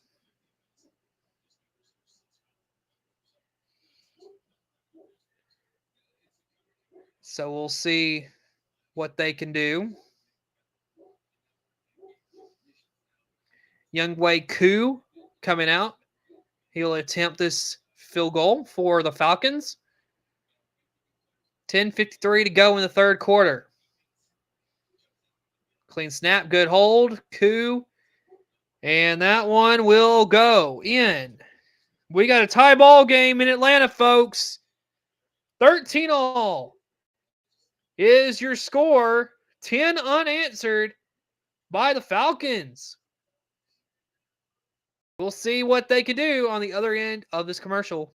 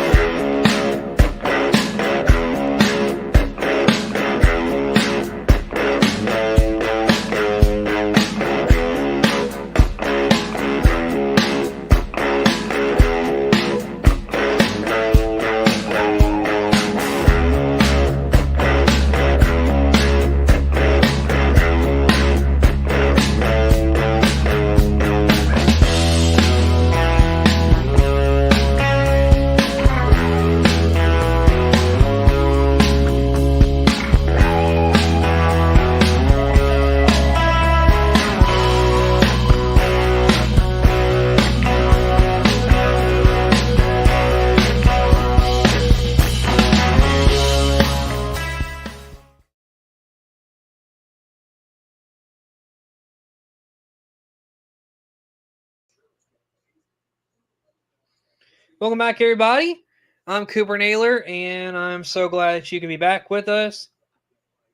Of course, I am very excited that we are back for football this year.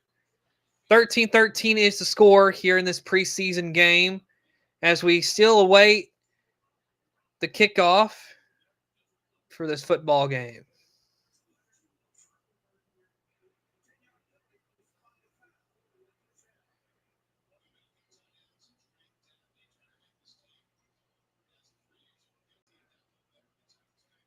So now the game's back, and there was a penalty against the Titans.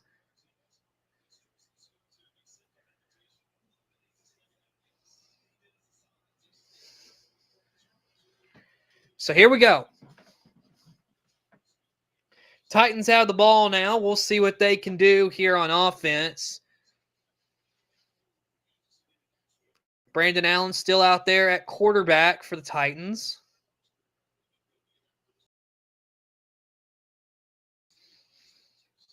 $10:43 to go in the third quarter. Brandon Allen comes up, takes a snap, hands it off to the running back. And that'll be a few yards right there. Not much afterward. Clock will continue to roll. Of course, they keep cutting back to inside the booth, talking to the general manager of the Titans.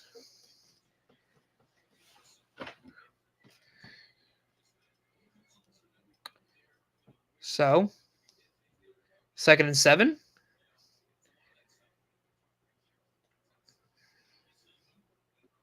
Play clock at 10.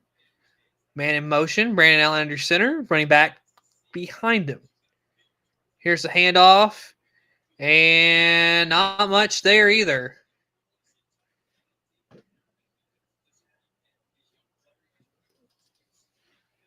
I believe that was Jordan Mims who had the carry there for Tennessee. Of course, Atlanta had a pretty good. I mean, they scored 10 unanswered points. So, of course, now they're looking at the draft that Titans had.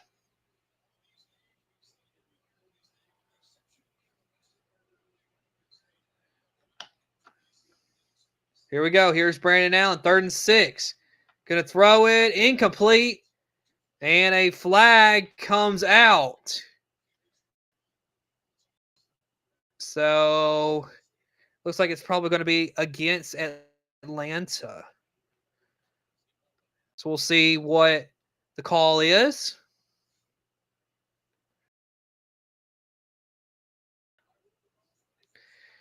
Pass interference against the defense, and so Tennessee will continue moving. 1st and 10. 9:13 to go in the third.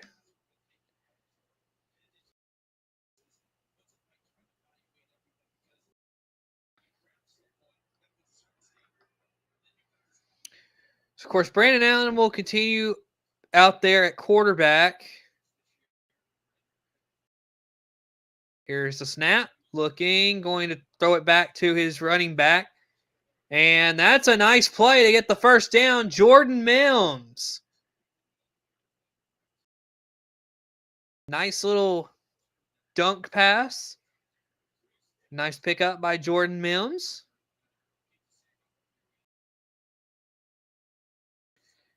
So, clock will continue to move. Jordan Mims, I like the last few plays, getting to see him out here. He's doing pretty good. Brandon Allen all alone in the backfield. It looks like they've got 5 wide. Here's Allen looking, throwing. That'll be caught. Nice quick pass. And that, I believe, was Xavier Restrepo. Yes. Out of Miami of Florida, the Hurricanes. Nice catch. Gets out of bounds. Nice play by Restrepo. 2nd and 5 for the Titans. Clock continues to roll.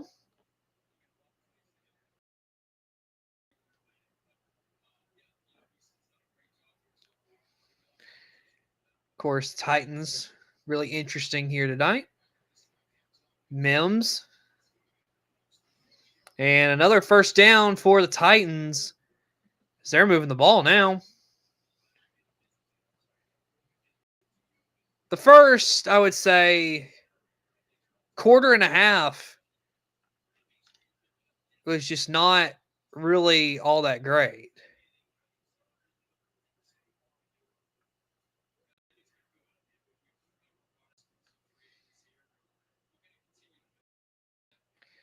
So we'll see what goes on the rest of the way.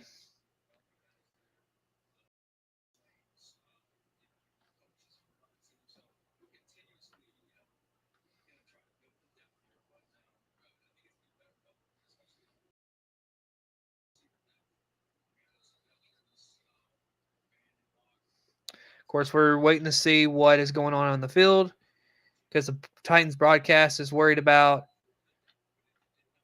being up in the booth and talking to the general manager.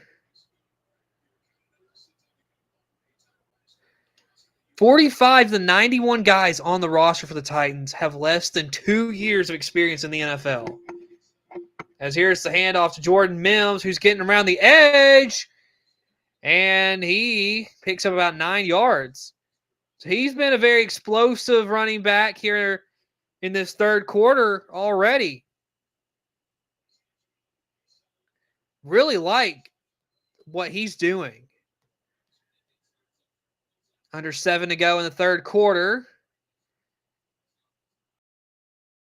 Titans on the move. Very nice drive right here. So here we go. Brandon Allen takes a snap. Hands it off to his running back. That's Mims again. First down and a little bit more. As the Titans are really moving the ball here on this drive. Who knows? This could have been what they would have been doing on the previous drive. You know, if they had another drive, if they wouldn't have fumbled it on that kickoff.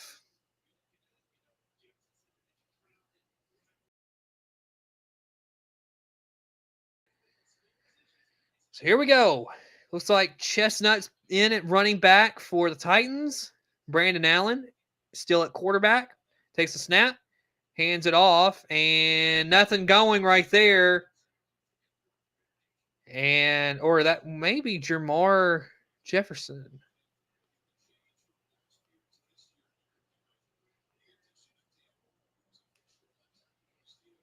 So, of course, they're looking at the offensive line starters for the Titans. 2nd and 12 for Tennessee. I believe that was Jamar Jefferson a minute ago. Here's Brandon Allen. He's going to take off and run with it and slide after a nice pickup. About 2 yards short of the line to gain. 5 minutes to go before the end of the third. In this fast-moving third quarter. Second quarter was the slowest quarter by far.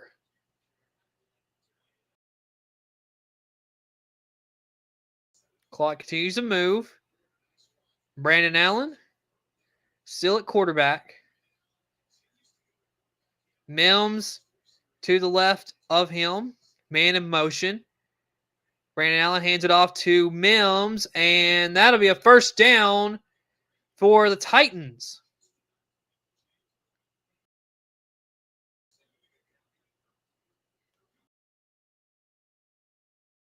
Jordan Mims, like I said a minute ago, I really like what he's doing.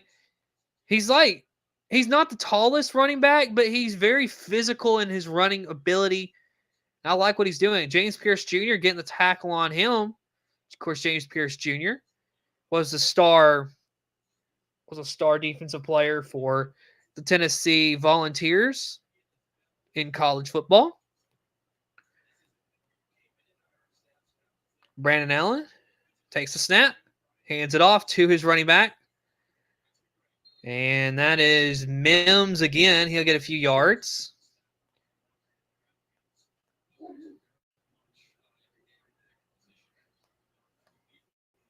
So, be second down and 7 to go. Clock continues to move. 3.5 to go before the end of the third. Titans looking to score here. They're at the 29-yard line. It's been a very short, very methodical drive. Here's Allen looking to throw. Got to get rid of it. Got it to his receiver, who breaks a tackle. First down and more. And that is a beautiful play right there. Xavier Restrepo. Nice play right there.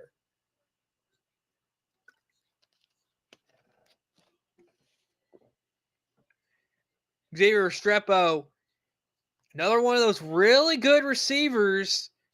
I got to be honest, the Titans receiver room is crazy good in my opinion. I think they put enough receivers around Cam Ward to be really successful this coming season. That's what I think for Tennessee.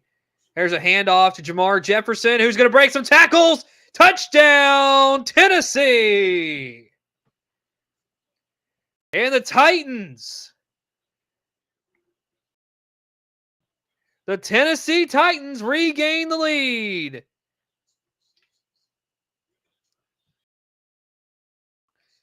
And that's Jamar Jefferson.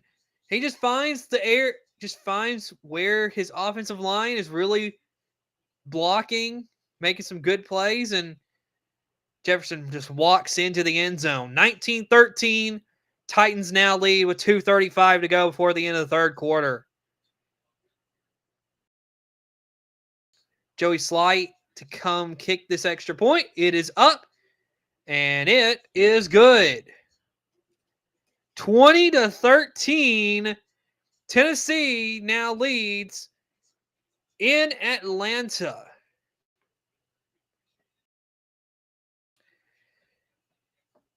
So, of course, we will return in a minute.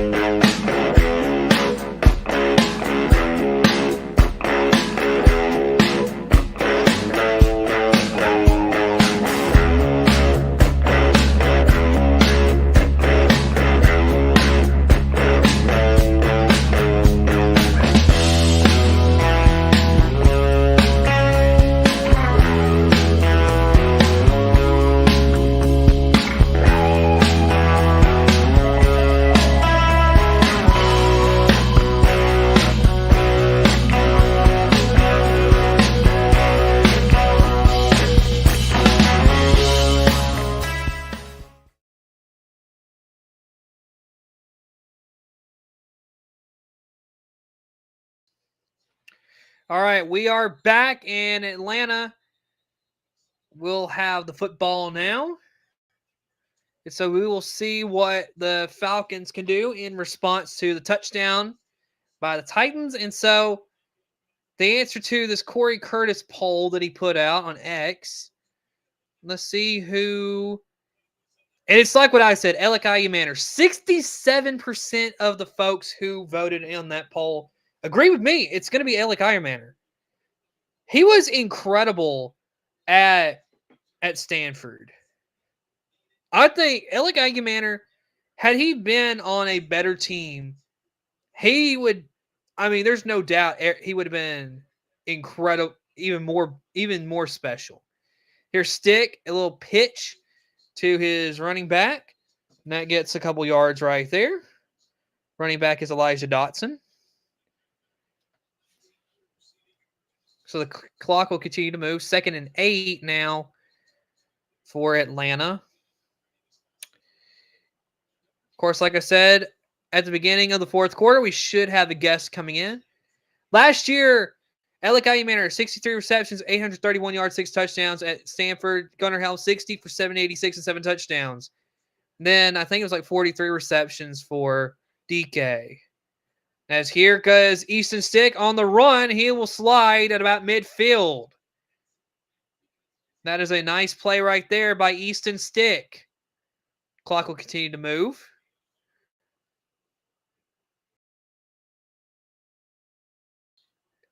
Elijah Dotson really sold it, though. It's a good job by Elijah Dotson.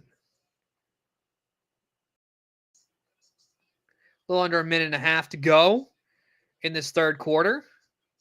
1st and 10 for the Falcons. Here's a snap. Easton Stick handing it off to his running back, and that's going nowhere. I believe that looks like it was Carter.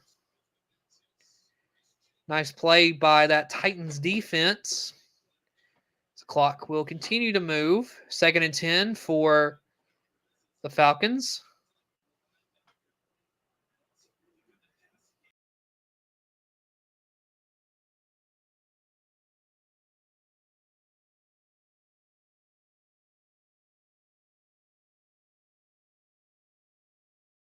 Why did it do that? I do not know why it just did that, folks. But here is a pass from Easton Stick down the field. Curtis Blair, touchdown, Atlanta. Give him the touchdown. Nice play. And like I said, I don't know why it just turned my camera off. I don't know. That was weird, but touchdown for the Falcons. It's 20-19 now. Beautiful pass from Easton Stick to Blair. Touchdown. Or I think it's Chris Blair. Yeah, Chris Blair. I don't know who Curtis Blair is. 34 seconds to go before the end of the 3rd quarter, and Atlanta has a chance to tie the ball game. As Younghoe Koo will knock that one right in. Tied at 20 apiece is your score. We are tied at 20. And so, of course, we will return in just a minute.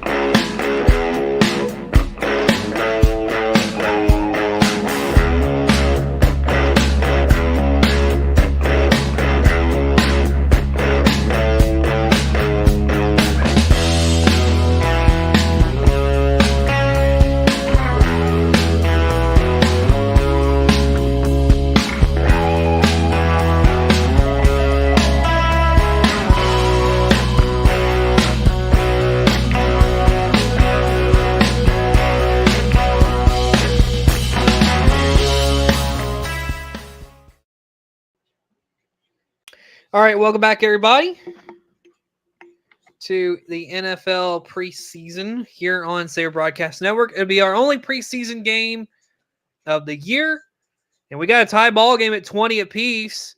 It's been a really fun one between the Falcons and the Titans as I'm working on getting the camera all set up and ready to go for when my guest joins me, which will be in just a minute once the fourth quarter begins. So, of course, we're just waiting on Titans broadcast to come back. Let's take a quick break. Or actually, no, we won't. They're finally back.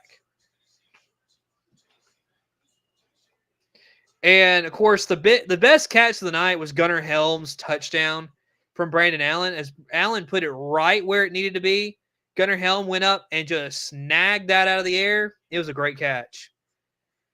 So Tennessee's going to get the ball back. 34 seconds. There's the kickoff, and that will be a flag. I believe it went out of bounds.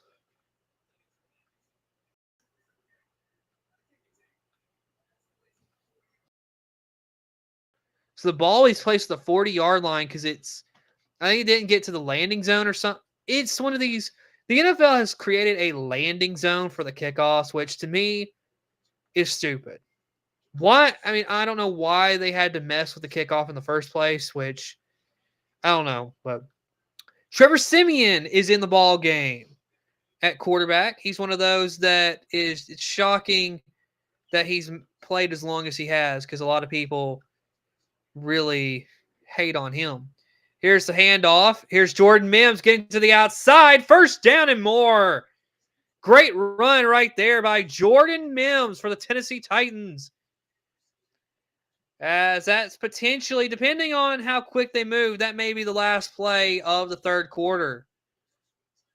Trevor Siemian over his career, 58.5% on throwing the ball. Almost 8,000 yards, 44 touchdowns, 32 interceptions. That's the 40 games he's played in his 7 years. So that is it for the third quarter, everybody. The Tennessee Titans have the ball in a tie ball game. Ball game in Atlanta is all tied between the Titans and the Falcons. We will see you on the other end of a commercial break. And that's when our guest will join us.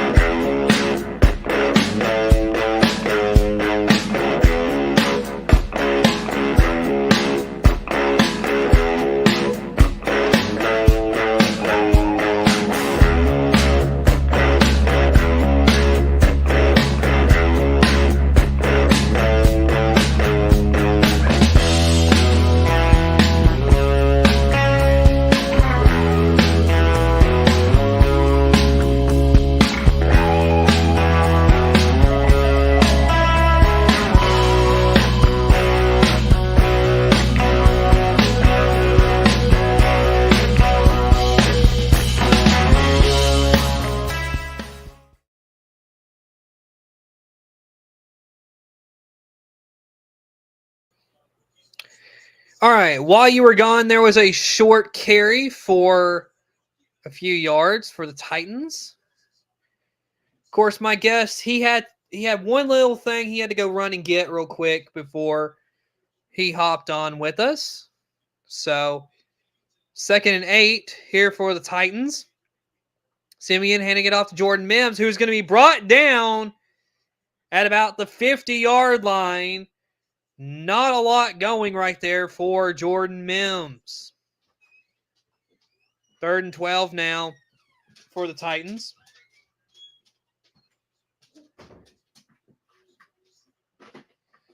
And so he is back. Here we go, 3rd and 12 now. Simeon all alone in the backfield. Takes the snap, looking to throw. Gonna throw it across the middle. That one is caught. What a catch. 1st down. And catching that ball, that was James Prochet. He does a really good job of catching that ball. All right, we're going to go full screen on the scoreboard here for a second so that my guest can come hop on real quick. But that is currently the score. Tied at 20. That microphone. All right, here we go. Here's another run, and that will be for a couple yards there for Jamar Jefferson. So, of course, James Prochet, a couple of really good catches here tonight. Having to help my guest out here a little bit, getting his microphone set. There we go. Here we go, 2nd and 6 for the Titans. Trevor Siemian, of course, the quarterback. Here we go, looking to throw. And that'll be across the middle, and that'll be incomplete. So now I think we are set. And here we go. How are you, Colton? Pretty good. Can they hear me? I think so, yeah. All right. There we go. A little bit of an obstacle course over here. Yeah. So 3rd and 6 now for the Titans. So, what is your thoughts on the upcoming NFL season? Honestly, this is like the first year in a while where I genuinely just don't feel like I feel like it's just the same teams as it was last year. I mean, obviously there's be surprise teams, there's be teams that are going to be bad and injuries are going to happen, but it's just this like the most like I don't say stale, but it's just like boring offseason. It's just like this star player wants out, he resigns. This star player wants out, he gets traded to random team, didn't really need him. You know, it's like last offseason was fun because it actually felt like shocking things happened. This year, it was just like exactly what you would have expected, you know? Yeah. Mason Kinsey with the catch there a minute ago. As here's Trevor Siemian out wide, and that is caught. 1st down. And that right there is, as I search on my roster, Josh Weil. Or Wiley, maybe. I'm not sure. It just depends on how you say it. I think it's Wiley. Okay. But yeah, it feels like I think literally every division can be won by like the same teams. Like especially AFC. Like AFC is gonna be the Chiefs, the Ravens, the Bills, and the Texans. As here's a carry. As Mims gets very close to the 1st down line. 2nd down for the Titans. So what's your thoughts on both of these teams we are watching here tonight? Honestly, they're in the same boat. Both have young QBs who I think are great, you know, very like tons of potential, but I think they're both in the same situation that I don't think they're ready yet, you know, and it's weird to say Michael Penix isn't ready yet because he's like 30. Isn't he like the same age as Tua? I think so. Which is crazy. Like, really, the Falcons need him to be good now, or else they're not gonna have him very long. Especially with his injury history. And Mims slipped. Is that Marvin Mims? No, that's Jordan Mims. Any relation, or do we know? I'm not really sure. But I think the Falcons are like the only team in the NFC South who has a chance to do better than the Bucks. I still think the Bucks are going to be better, but Falcons will probably be like 8-9. No, they'll probably be within that. Same as last year. Just under 500 to just Right. a little over 500. And then the Titans, I do see the Titans having a better year.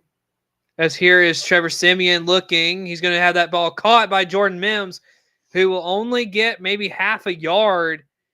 And now that'll force them to have to kick a field goal.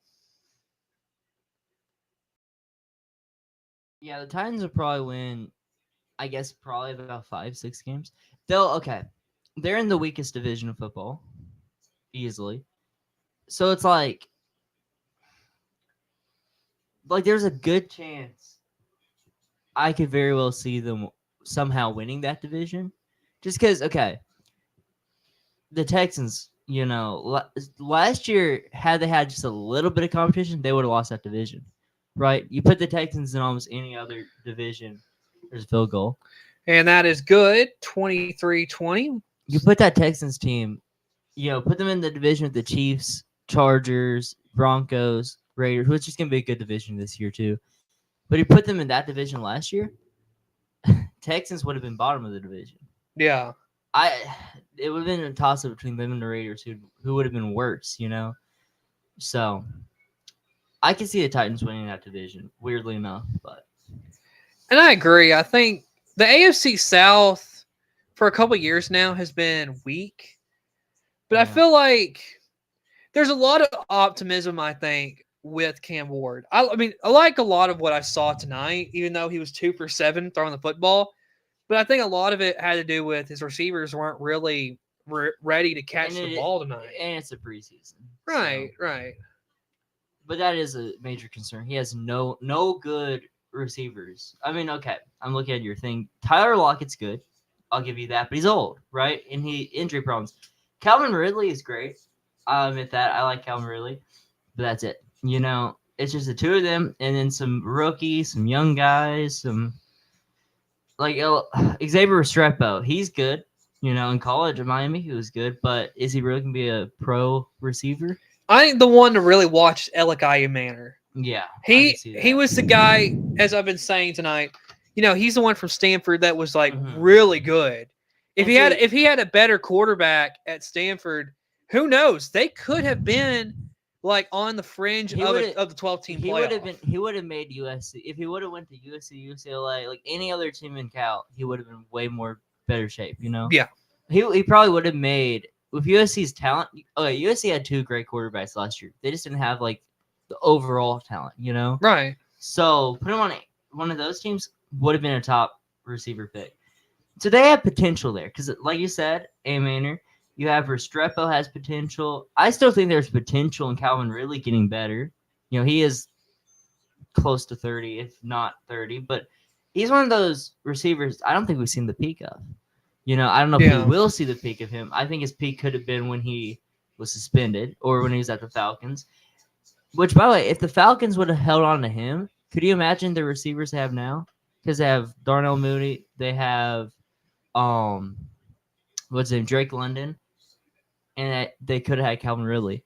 That would have been a crazy receiver room. But controversy kind of ruined that. So here is the kickoff. Joey Sly kicks it into the end zone.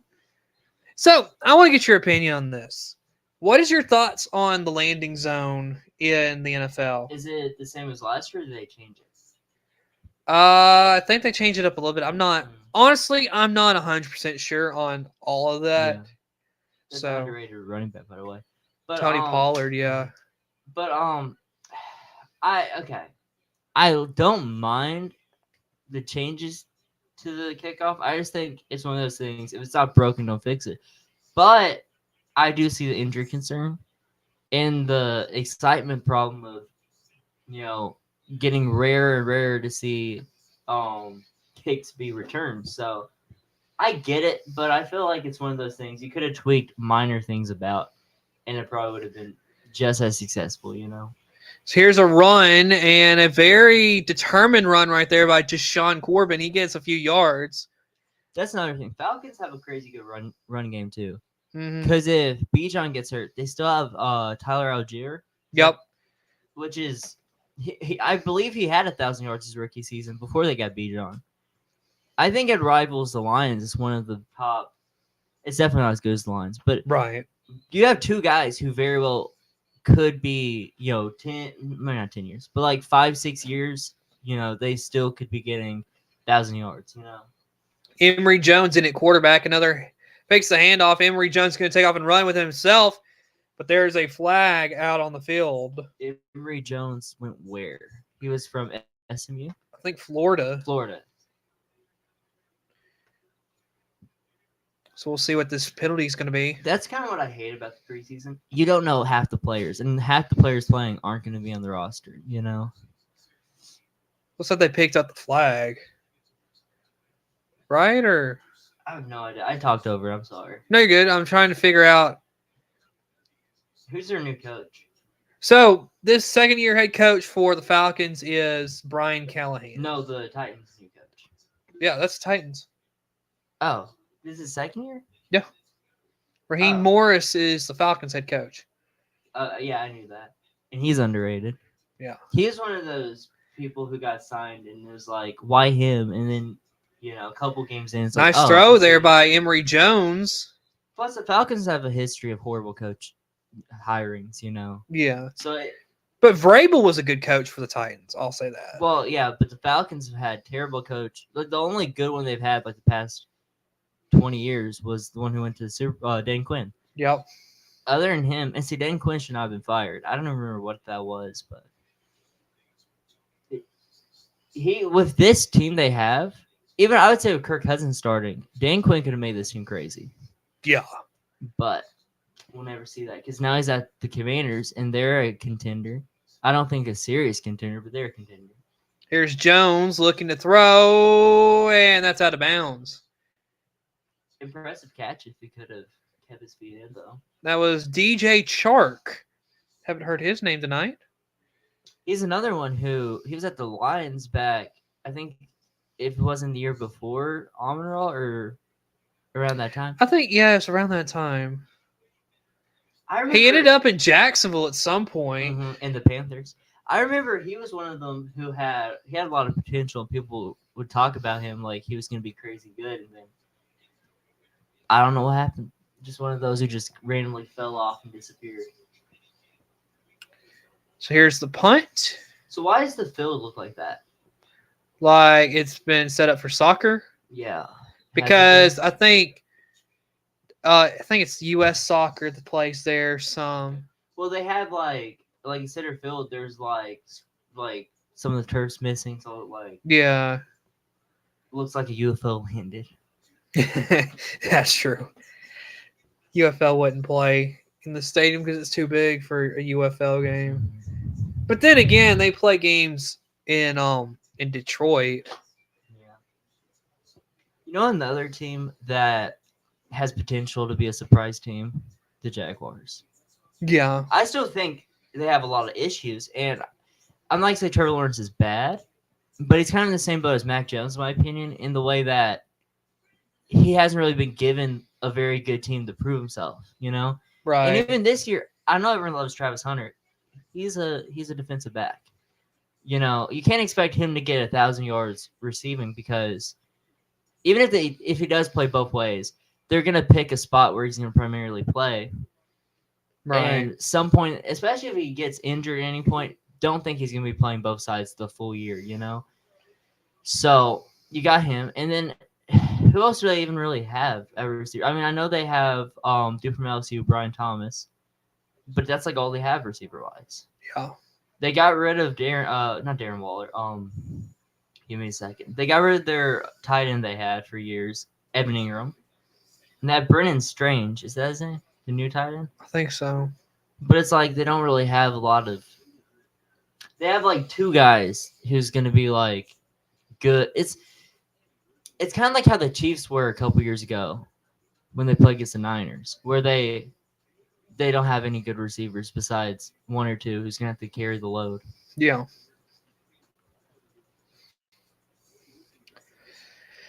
Yep. Just waiting on the broadcast to come back.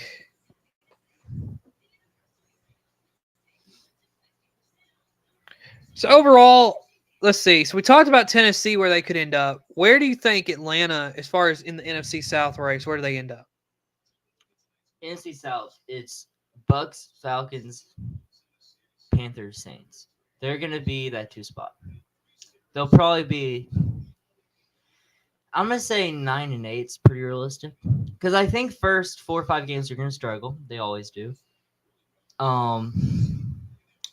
I think towards the middle of the season they'll probably find a groove and they'll probably be good. But I'm pretty confident by the end of the season, like every year for the Falcons, they're gonna find a way to mess up. There's Jamar Jefferson with a run that looks like it loses a yard. If Penix is good, they're a playoff team. If Penix is bad and they have to go Kirk Cousins, I don't know. Because last year I would have thought with Kirk Cousins, easy playoff team. And they were built like a playoff team. And then, Kirk Cousins decided, I guess he didn't decide, but he just randomly just kind of stopped. It was like he was playing well and then he just kind of stopped. So, but the Panthers have a good chance of, if the Falcons, stutter or slow down, Panthers could very well have a better record than them next year or this year.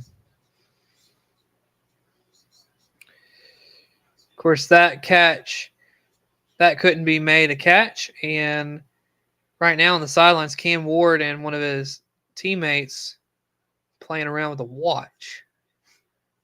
Kind of interesting. Shador. Yeah. Why does he still do that celebration? I don't know. At this point.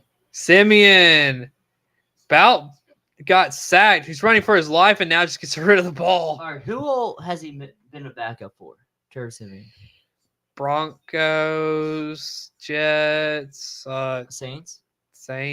Did he play at the Dolphins at some point? I think Colts at one point.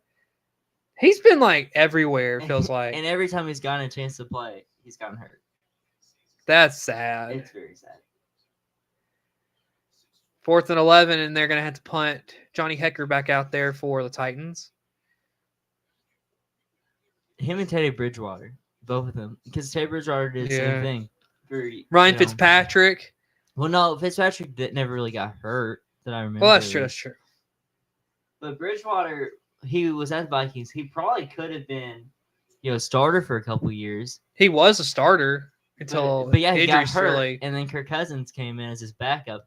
And did he come in as backup? No, he just took over. Job. Yeah. And then he went to the Panthers.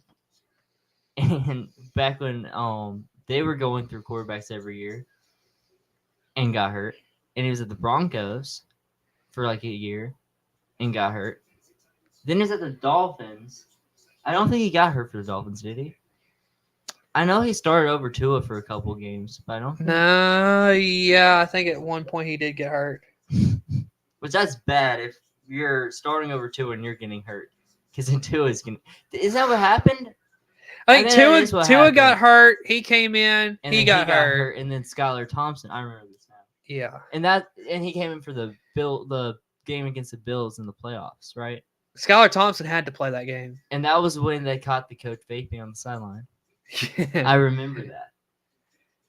That's been a long time now. It's kind of funny. That coach, I'm shocked he still has a job. Not because he's a bad coach. He's a decent coach. But because I'm shocked he hasn't gotten in serious trouble. Yeah. Because he vaped on the sideline. He ran away from the reporters. It's a wild dude. I'd agree with that. And the Rams coach is crazy too. Yeah. But he's like, they all come from the same tree as far as who they coached with and all they're that. both insanely young considering. Mm-hmm. It's crazy that we have coaches now who are like the kids of coaches from like, or like related or come from the coaching trees Yeah. of the coaches from last decade.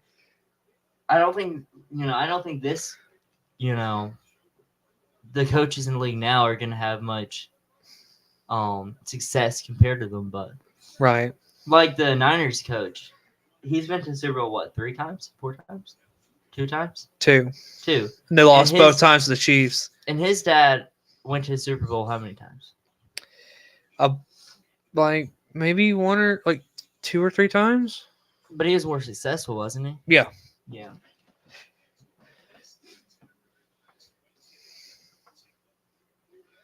So why were they practicing with Tampa if they're not in the same division, might I ask? It's how all teams do in the NFL. Because out Tampa's practicing with the Steelers, right? I think I saw Like that. whoever they're playing, they practice with. Oh. Scotty Miller's with the Steelers. This is a random name, but he used to play with the Buccaneers. So here's Emory Jones with a deep pass. Oh. And a flag. That's another thing. Why does the preseason have so many flags? I feel like I don't know. I feel like half the game is just flags. Yeah, I feel like they should just like Well, they still call some foul or flags, but let it breathe let a it little bit. yeah. This game Because has gone on a lot longer because of the penalties. Yeah, and it's not a bad game, like score wise. It's just Also, what's your take on the virtual measurement that they're going to be bringing into the NFL this season? I feel like at this point they're just adding stuff, just be adding stuff. They're just like, it's 2025. Might as well try to act like we're doing a lot of advancements and stuff, and they're really just random stuff just to sound cool.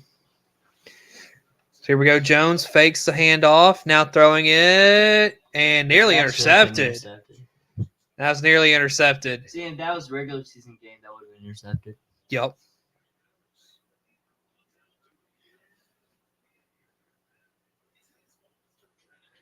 Wow. Oh, the receiver got knocked down. Yeah. He's like, where's the flag? That's funny. 5:48 to go in the fourth quarter. 2nd and 10. So do you think Michael Parsons getting traded? Be honest. I don't know. There's a catch and run out of bounds. If you're for the Jerry Falcons. Jones, would you trade him? No, I mean he's one of the most talented players in the NFL. I would love to But have also, him. if you were Jerry Jones, you wouldn't be in this predicament because you would have paid him, right? Right. Exactly. But it's back to what Jerry Jones said to the press the other day, is that the Cowboys are like a soap opera. They love to stir up the drama, and that's what keeps much of everybody really watching the How Dallas much of Cowboys. this do you think he does on purpose? Oh, most all of it. I still don't understand how he made Dak Prescott.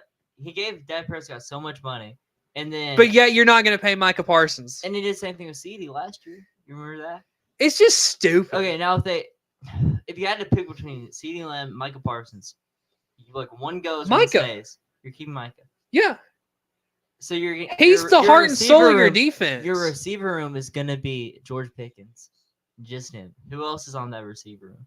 Well, if you actually got a good running back, then you could They couldn't be bothered to do that either. They let Zeke go, then let Tony Pollard go, then brought Zeke back, then let him go. There's a carry right there for the Falcons. And they had someone who was not great but half decent last year, if I can remember his name, which I can't. He's not like the Saints now, or something like that. What was his name? But every year they'll have a decent running back, then let him go. Then a decent running back, let him go. Now they have, is it Javonte Williams, dude from the Broncos? I think so. Who I guarantee is going to be decent, and as soon as that contract's up, he's gone. Yep. Here's Emory Jones looking to throw, and he's going to make a play. He's going to run, and got a few yards out of that. Yeah, Javonte Williams is the guy they have now. It's crazy. think if Tony Pollard, Oh, and they have Jalen Blue from Texas. yeah, Yeah, Tony Pollard was there, and he got he was good. maybe he got 1,000 yards maybe 3 years in a row for them, something like that. He was good for him. because he replaced Zeke because of injuries and stuff. Yeah. The last few seasons. So 3rd and 2 now for the Falcons. Rico Dowdle. They Yeah. had him last year. He had 1,079 yards, but only 2 touchdowns. It's crazy. That shows you how good he was. You know who they should have got? If the Cowboys were smart, they would have went and got Najee. Said Yeah. Najee's gonna be like running back like 3 for the Chargers. Yeah. 'Cause they got Omarion Hampton. And I think they still have Gus Edwards. The Chargers are one of those teams who hoard good players and somehow do nothing with them. That's so true. Was it Khalil Herbert? Is that his name? Yeah. How long has he been there now and hasn't done anything? It's been a while. Nick Bosa, or Joey Bosa, was there for 10 years? Close to it. What did he ever do? He just sat there and wasted his prime. Kind of like what's happening to Michael Parsons.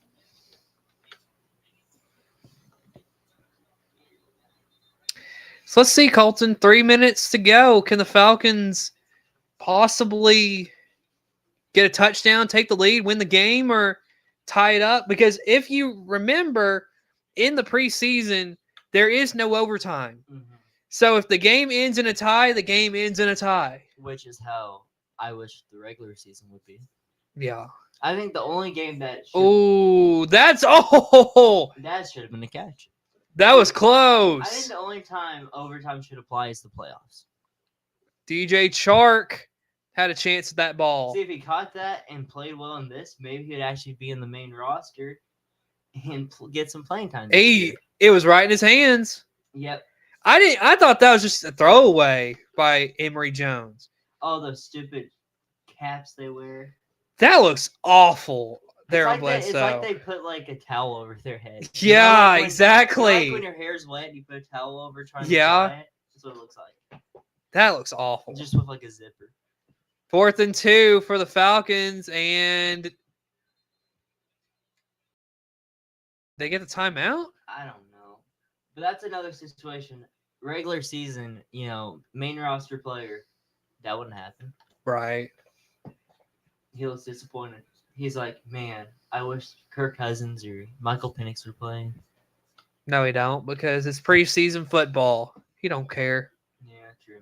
He's just trying to evaluate the players. Where did he coach before that? Raheem Morris?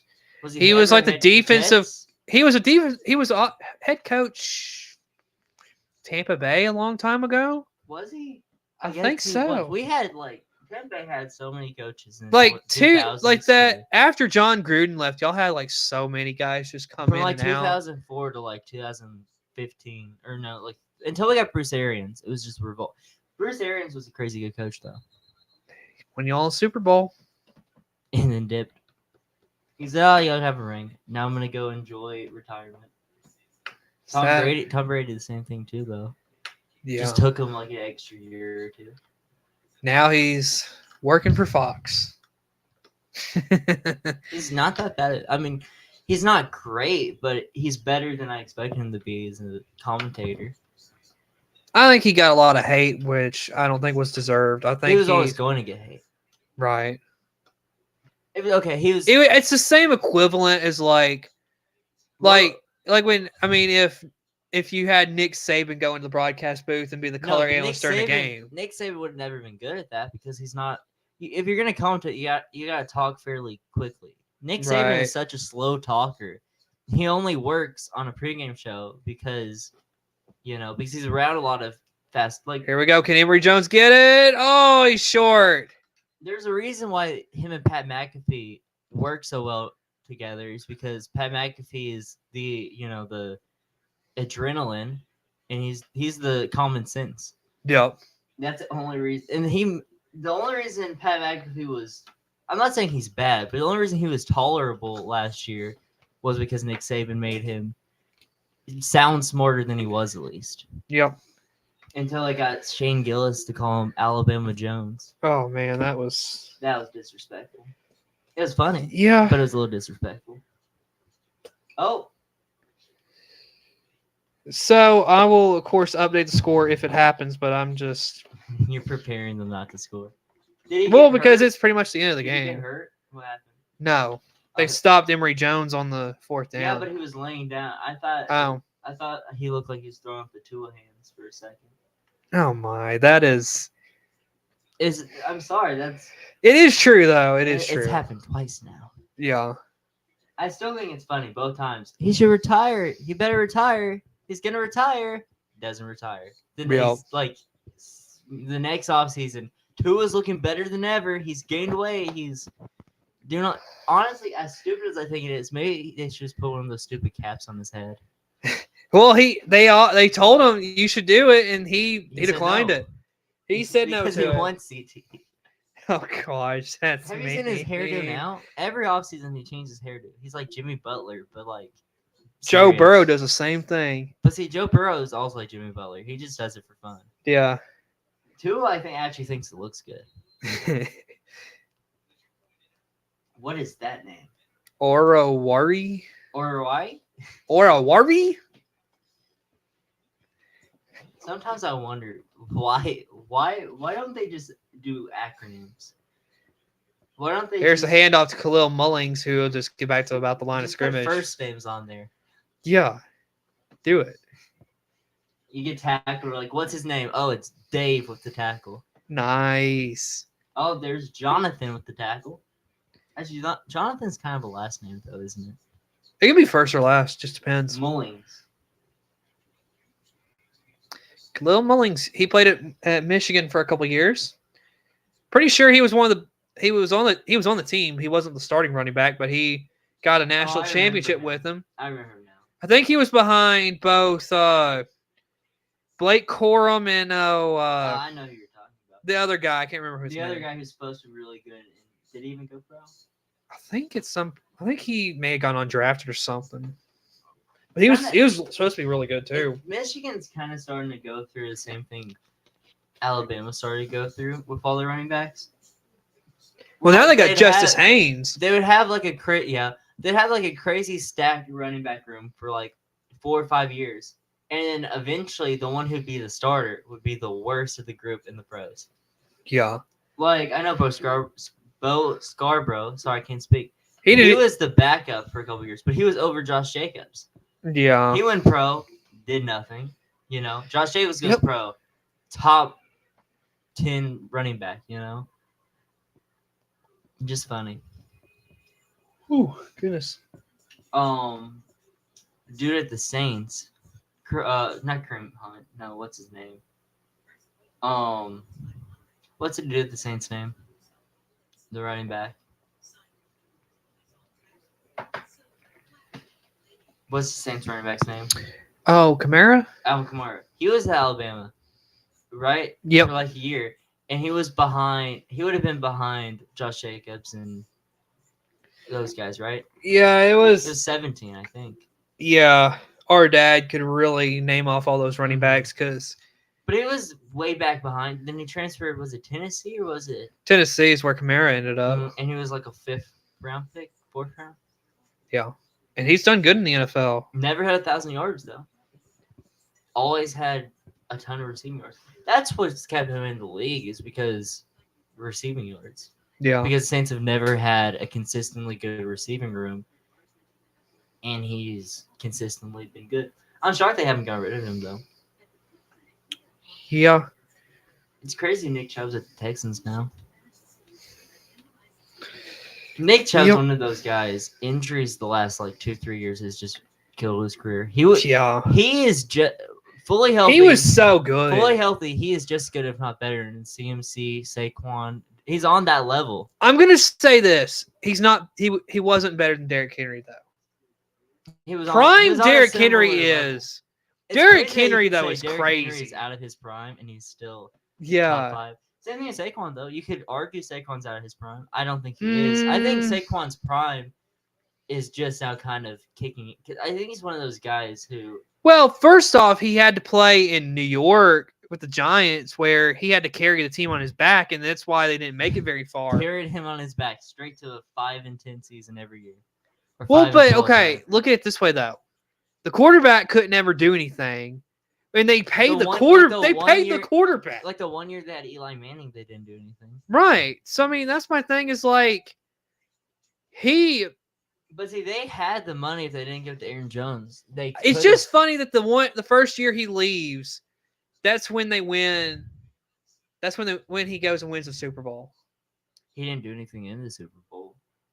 But he didn't have to. Well, he's more of a distraction for the Chiefs because their whole game plan was to stop him. You know, Yeah. and Jalen Hurts went crazy, and Here they we go. still say he can't pass. Oh, Speaking of Simeon! can't Oh my goodness! Broke his ankles. Oh, Oh, he just. that Wow. That was that. What's the Colts quarterback's name? Anthony Richardson. That was Yeah. his kind of slide. That is just Oh, crazy. is he hurt? No, He it's just dug. his jersey's like all messed up now. Minute 50 to go, 4th and 6, and we'll see what He's Titans not do. athletic at all. At all, is he? Not really. He kind of looks like a mix between Peyton Manning and Jared Goff, though. Does he not? Yeah, I can see that. Jared Goff's another guy who you would think would be out of the league by now and somehow is MVP caliber. Yeah. So Johnny Hecker back out to punt for the Titans. That's kind of the trend now of quarterbacks, though. Quarterbacks who at one point was going to be out of the league and now is because you got Baker, Yeah. Jared Goff, Geno, and I don't think Geno's ever been good, but Geno's up there. Did I say Aaron Donald? Did the Seahawks? Is it Aaron Donald? No, that's the. He's retired. You know what I'm talking about, the quarterback of the Seahawks. Yep. The Vikings last year.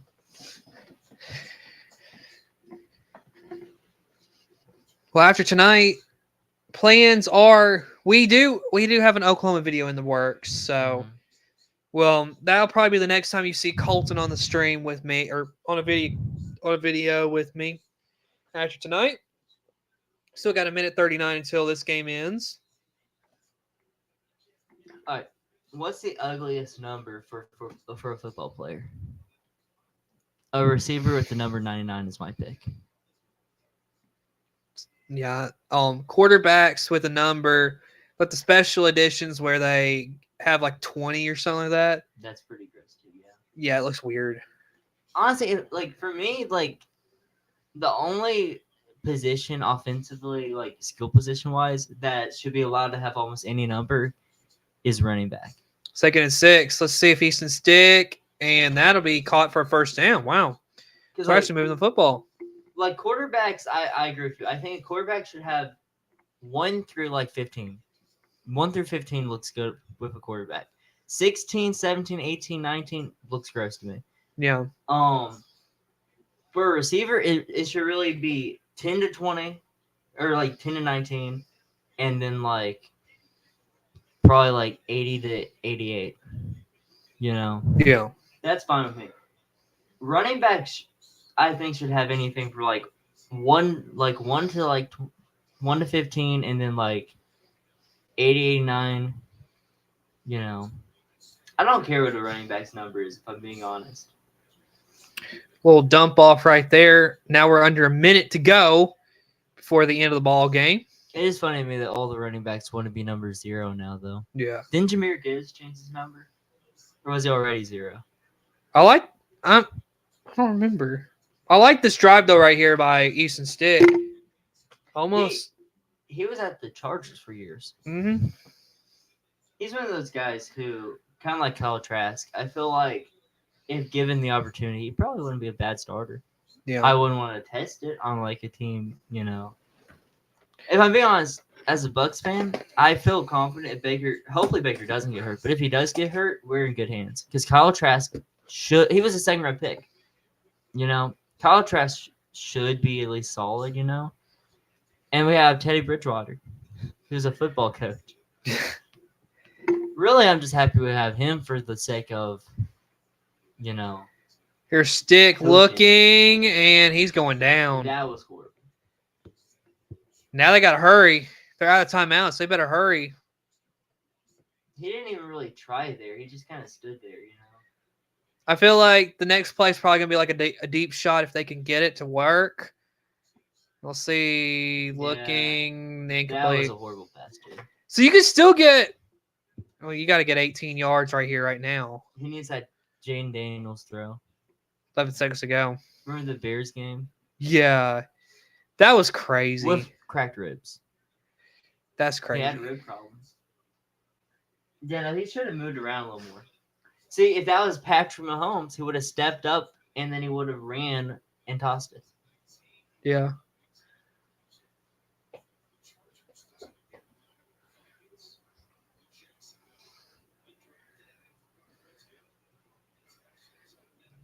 Here we go. 4th and 18. What's he going to do? Rolling, now Interception. throwing. Oh, man, that was so close to being caught. This is rough to watch because regular season that would have been intercepted. You know, there were way more catches. Like, it's just rough to watch this knowing that both teams have way better players. Well, that That's 3 seconds, though. still 3 seconds. You're rolling them out. They're going to just take a knee and they're going to nail the ball, end it. That'll be ball game. True. It'd be funny if they try to take a deep shot. Try to just be rude.